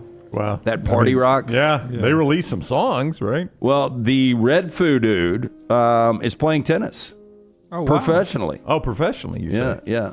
Do we have a picture? Yes, we do. It doesn't really look professional, though, does it? Yeah. Could you see that at Wimbledon? Lance? Made his debut in Egypt, professional tennis debut, while playing in an international tournament. Damn, he's got a big racket. This is during the ITF Men's World Tennis Tour during the Raptors' first set of the qualifying round. He won 6-0. However, his next round, he played Norway's Leighton Rivera. He lost 43-minute match in straight sets, 6-1, 6-0. Is that the guys that sing Party Tonight or something like that? Everybody gonna party tonight. Something like that. Sounds it sounds like you're doing Earth, Wind, and Fire. No. I mean, Party it may have sounded like that. Party rock in the house That's tonight. That's it. Awful. That's it. Yeah. I like that song. Do you? Actually, awful. I like that. Do you agree? I mean, if I'm in a club and I think they agree. I mean, I think these dudes that do the music are like, dude, this What was that, shit is 2011? awful. 2011, somewhere around? Probably. Yeah, that was around 2011. With Valentine's Day approaching, is there anything more romantic than having sex with your partner in broad daylight in front of a Wendy's? No, of as course motorists pass on a busy highway. Yeah. This is how Beetlejuice was spawned, by the way. I mean, really, you can put a Frosty on anything, can't you? Now, according to police, Demetria Wilson, right there, 53 years old to the left. Ty Mario Morrell, 29 to the right. She's 53, he's 29? Yep. Oh. Yeah, I would not have guessed either. Yeah. Yeah. I mean, looks older than 53, looks older than 29, Officer right? Parker Moody reported spotting Wilson and Merrill laying on the ground, quote, behind the bus stop in view of a busy highway, having sex. Wilson had her pants down on her right side with her ass facing her partner. Merrill's pants were pulled down, and he was in calls it a turgid state as he repeatedly engaged with Wilson. Turgid? Yeah. Is that a word? I guess. Turgid. Let's look it up. Passerbys. Turgid, an adjective meaning swollen and distended or congested. Makes a lot more sense that way. Now, that turgid might be a stabbing motion. Gotcha. Yeah. Passerby said she requested it biggie size. You think they use protection? I'm going to say no. Yeah. I'm not sure one of them really knew what was going on. I believe this was hastily done. Bad You're choices. telling me they weren't safe when they went behind the Wendy's dumpster? I'm telling you that exact thing, Tyler. Yeah. Please tell me they were not employees. I don't think that was high. I don't on know the how list. one could look at the other and be like, oh, damn, you know what I want? There we go. Yeah, either way. Hey, man has he been... said, I told you to drop the fries. Man has been charged with first-degree arson after allegedly lighting a cabin owned by the Boy Scouts of America on fire in September. Now, according to documents, September 13th, 2024, Sheriff's Office responded to a call about a cabin fire. Upon arrival, deputies say volunteer firefighters were working hard to extinguish the fire and noted that they smelled gas in the back northwest corner of the cabin. Nobody hurt? Later on, around 8:52, investigators were notified that the department had received a call about a lost hiker. Now, deputies found the lost hiker approximately 3.5 miles from the cabin fire, said he was carrying a gas canister. Probably want to put down the evidence. Yeah. When he was asked about it, the man told law enforcement that he wanted to start a fire but had gotten lost. Court documents go on to say that on September 30th, the investigators met with the man again, and this time he denied carrying the gas container. Eventually, the man later admitted to having the gas container, but said he wasn't going to start a fire with it. Man later finally confessed that he broke through a plexiglass window in the back of the cabin with a little hatchet, dumped gasoline inside of the cabinet. He said he panicked.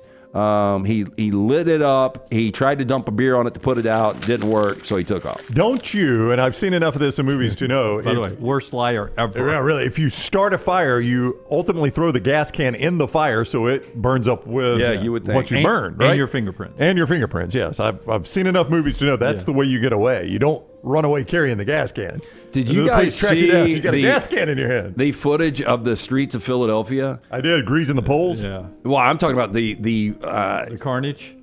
My gosh, I mean, it looked like rocket launchers going off. Yeah. I saw one group of people, they must have broken into a delivery truck and they were swinging around the bags over their heads. Yeah, it's a disgusting fan base. Yeah, they started shooting off fireworks. To your point. Would you rather have been on Bourbon Street or the streets of Philly right after the game? I'd rather be on Bourbon Street. Well, I bet it was rough right after the game. It probably was, but I don't know how it could get any more rough. Anyway, I brought up this Chiefs had won. because of fireworks. Woman in China accidentally ingested a firecracker stick that was packaged in a way that closely resembled a childhood treat. Now, the woman known only as Wu posted about the frightening incident on Weibo, explaining that her brother had brought back some snacks, one of which was a blister pack containing the firecrackers. Unbeknownst to her, firecrackers packaging bore a striking resemblance to a taro-flavored candy she had when she was younger. Without properly identifying the contents, she placed one directly in her mouth. I could see it. Quote, I thought it was a packet of candy. It was dark at the time I opened it, ate it. It exploded in my mouth. Now, she suffered a minor mouth injury. The explosion left marks on the inside of her cheeks. Told local media that she felt a numbness in her mouth accompanied by a strong smell of gunpowder. She reported no significant lasting effects on her ability to eat or brush her teeth, though she did find the experience alarming. First of all, I would tell her if I would have gotten a good lawyer. I guess it's her brother. Yeah, well, it's her fault. But the makers, if this was America and not communist China, I would say that the makers need to do a better job of making it not look like candy. I would agree with you. Yeah. That's a good idea with fireworks. Are you guys fans of candy at all? Yeah, I like candy. Candy? Yeah, like Lance. you have a sweet tooth. Oh, absolutely. I have got boxes of Gobstoppers and Runts in my football room. that I just alternate. Yeah, because you can't really find them in stores anymore, so I have to order them online. I keep a bag of Starburst in my center console just in case I'm falling asleep driving back from Auburn or something like that. Yeah, I've noticed like people are like, hey, with you not drinking as much, have you lost a lot of weight? And I'm like, well, I would have, but I've gravitated towards a lot of sugar. What are you eating? Oh, so we've got this Swedish candy that Maddie orders online, and it's so freaking good. It's like gummies, but like legitimate Swedish gummies. So I like those. There's some kind of chocolate. I forgot what it's called. It's like a chocolate cluster. It's got pecans, caramel, dark chocolate. I like all that kind of stuff. Yeah. When I was a kid, we called it a, what was the one out of Chattanooga? The Goo Goo Clusters? Goo Goo Cluster when I was a kid. I used to love remember those the Goo Goo when I was a Cluster. kid. The Goo Goo Cluster? Yeah. Oh, is that trash? It's trash. That is trash today, brought to you by our friends at Mortgage Right. I thought you were setting me up for another sugary treat. No. Just saying that, boy, my sweet tooth has really gotten a hold of me. It is buying season always. Our friends at Mortgage Right here to help. Veteran founded here in Birmingham, offer loans throughout the country. No cost or obligation to find out what you qualify for. You get more information, go to their website, mortgageright.com. Call 205-900-7200, NMLS 2239, equal housing. I will tell you that sweet tooth for me after I eat is always ice cream. I crave ice cream afterwards. I had to get you in trouble. I had salad, steak, and fried potatoes last night. Couple of cocktails. Finished that before I went to poker and walked over and got a scoop of ice cream. Jenny's salted caramel. Oh, that's the way to go. It is the best. Yeah. I like the ooey gooey butter cake. version too. I've got some of that. They came out with a new flavor called like blueberry Johni cakes. Yeah. It's cornbread pancakes with blueberry jam and something else in it. Are you living in England now? They serve that here? Vito loved his Johnny cakes up in New Hampshire, didn't he, on Sopranos? Yeah. The British are coming. All right, let's talk some college basketball with Gary Parrish, CBS. Well, we're a basketball state now here in the state of Alabama, Gary. We used to talk about football all the time. Dennis Dodd would come on from CBS, but we've transferred over to Gary Parrish now because we're 1-2 in this state in basketball.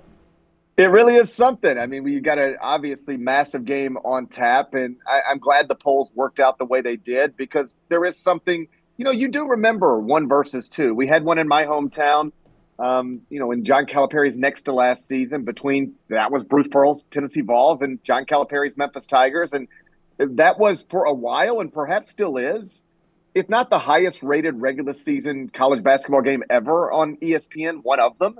And part of that was because of the 1 versus 2 aspect of it. And now we'll get that this weekend. And it's an awesome thing for your state. And I know it might sound weird for people like, hold on, Alabama and Auburn are really 1-2 in men's basketball.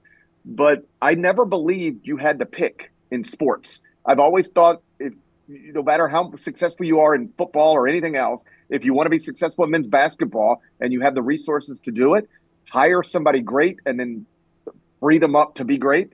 And both Auburn and Alabama have done that with Bruce and Nate, and this is the byproduct of it. I think we most of us grew up with the ACC being dominant, and we would see 8, 9, 10s year in, year out get into the NCAA tournament. We've seen projections with as many as 13 coming out of this league this year. That sounds really heavy. Where do you have the number right now coming out in the SEC? It's fluid and it changes all the time, but I do think it will set the record. It will have more teams in the NCAA tournament than any conference has ever put. 12 or 13 seems to be the number. I think Dodd's latest bracket was 12 with Jerry Palm, rather, latest bracket was 12 with Texas being his first cut. So that's how close you are to having 13. I've said this all season, and sometimes it sounds hyperbolic, but it's not. It's probably true. Clearly, the SEC is the best league in the country in college basketball this season. Nobody could even try to debate that. It is also possibly the greatest conference we've ever seen. That we've never seen a conference this strong, top to bottom, in strength at the top, depth throughout. This really might be the best version of a men's basketball conference that has ever existed. And so if the follow-up question is, how did we get here? It's not hard to figure out. Transfer waivers and NIL. The SEC has always been overwhelmed with money and backed by people who were willing to throw it around. That's how these schools ended up in scandal for decades. They always had people willing to throw around money. Well, now they can freely and out in the open throw around money. And so you hire great coaches, and then you give them big NIL packages to go shop with, and that's how you get most of the best teams in the country and the best league too. Before we finish planting the tobacco on the road between Auburn and Tuscaloosa for Tobacco Road this weekend, road games tonight. Alabama's at Texas. You've seen this Alabama team. They're not shooting threes at the rate that they shot them last year. They're more at the rim. Do you think there's another level for this Alabama team? Can they survive shooting threes the way they're shooting right now in Nate Oates' offense? It's hard to play the way he wants to play if you don't make a decent percentage from beyond the arc. And they're obviously not doing that this season. The 33.4% from three.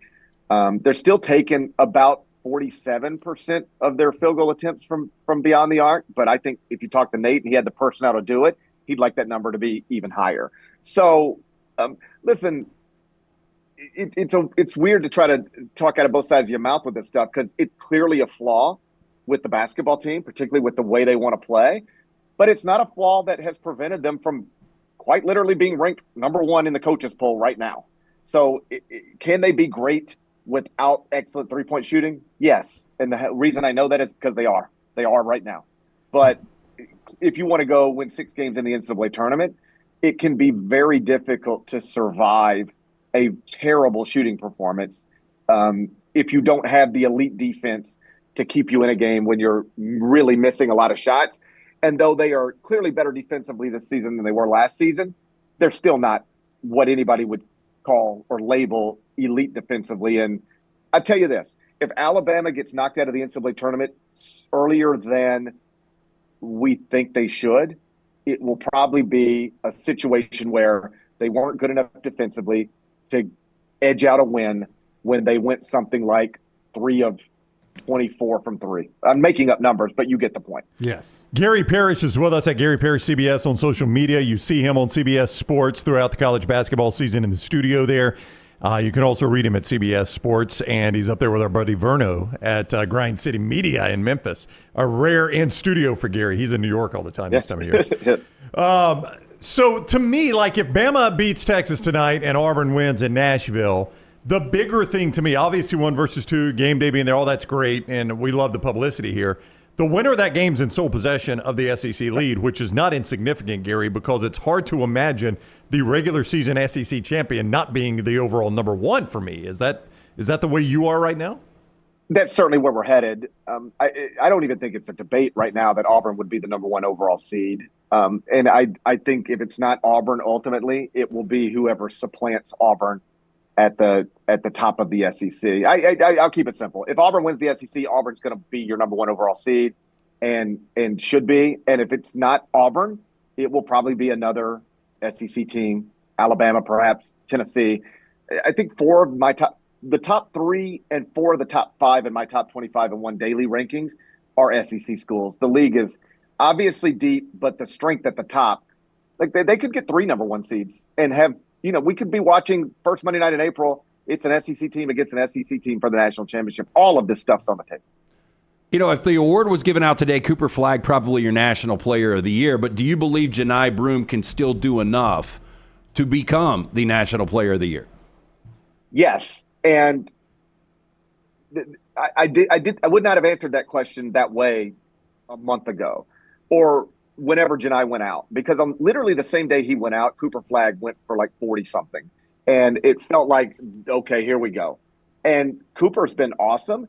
And I thought, A, Johni would miss more time than he missed, and B, that Cooper Flagg would just run away with it. And neither one of those things are happening. Johni came back after only 2 games, and he's put up big numbers consistently. So I think the main thing working against Johni, and I know this isn't what Auburn fans want to hear, but like the people who vote on these awards, they're humans. And I can see them getting caught up in having the power. If all things are close to equal, having the power and wanting to take advantage of it to make Cooper Flagg the youngest Wooden Award winner in history, because that's what he would be. And I think your average voter probably leans a little that direction. Like you can make history with your Wooden Award vote, or you can just give it to another awesome college basketball player. I really do think that kind of stuff will factor into it. So Johni Broome's going to have to for him to win the award, he's going to have to go take it from Cooper Flagg and make it to where it's most of us would agree it should be Johni Broome, because I think right now most people would vote for Cooper Flagg, and if it's close, I think most people are going to vote for Cooper Flagg. Walter Clayton Jr. aside for Florida, their bigs inside, so they can shoot the ball, they move defensively fluid, they're good offensively, they're just really good bigs for this Florida team. They seem to be a dynamic mix. I know just by you talking, they're good enough because they're in the SEC to win the national championship. Tell me about Todd Golden and that program. This seems to be back-to-back years for me that roster looks good enough to make a run in March. You know, people sometimes will ask questions like, what's more important, to be great offensively or great defensively if you're trying to win a national championship in college basketball? And the truth is, what the data shows, both. Offense more important than defense, but you usually got to be top 10 in both, top 15 in both, to have a realistic chance to go win a national championship. And Florida is one of the teams that has that right now. They're 4th in offensive efficiency, 9th in defensive efficiency. Just a really solid, good at a lot of stuff basketball teams. And I give them a lot of credit because those guys have been playing through obvious distractions. Their coach was the centerpiece of a Title IX investigation. An assistant coach is also a part of a Title IX investigation. The allegations made against those men are ugly. To be fair to Todd Golden, the investigation has concluded and they found no evidence of Title IX violations. So he will continue to coach that basketball program. But there was a part of me that thought, first off, I didn't think Florida was going to be as good as Florida is. And then when you've got your coach, I mean, the way these things tend to go down, you get those allegations made against you, they launch a formal investigation, you don't survive it. There were a lot of people in the business that did not think Todd Golden was going to survive this. It appears now that he is. And either way, my point is they played through it like it wasn't there. They never looked like a distracted basketball team. And that's one of the several SEC schools that is in strong contention to be a number one seed in the NCAA tournament. They've been terrific, and I don't think Todd Golden's going to win SEC Coach of the Year because I don't think people would be comfortable voting for him given the allegations and given the other coaches.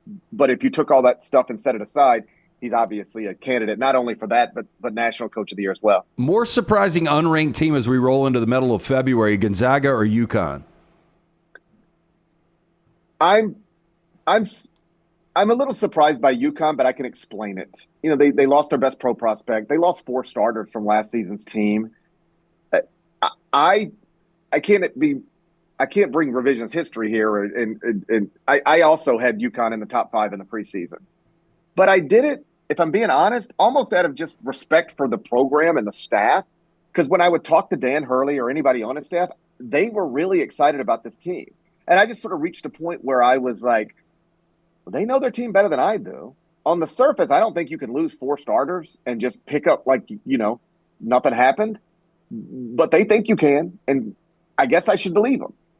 But what we've seen as this season has unfolded is when Alex Karabin is your best returning player, you're not legitimately a national championship contender.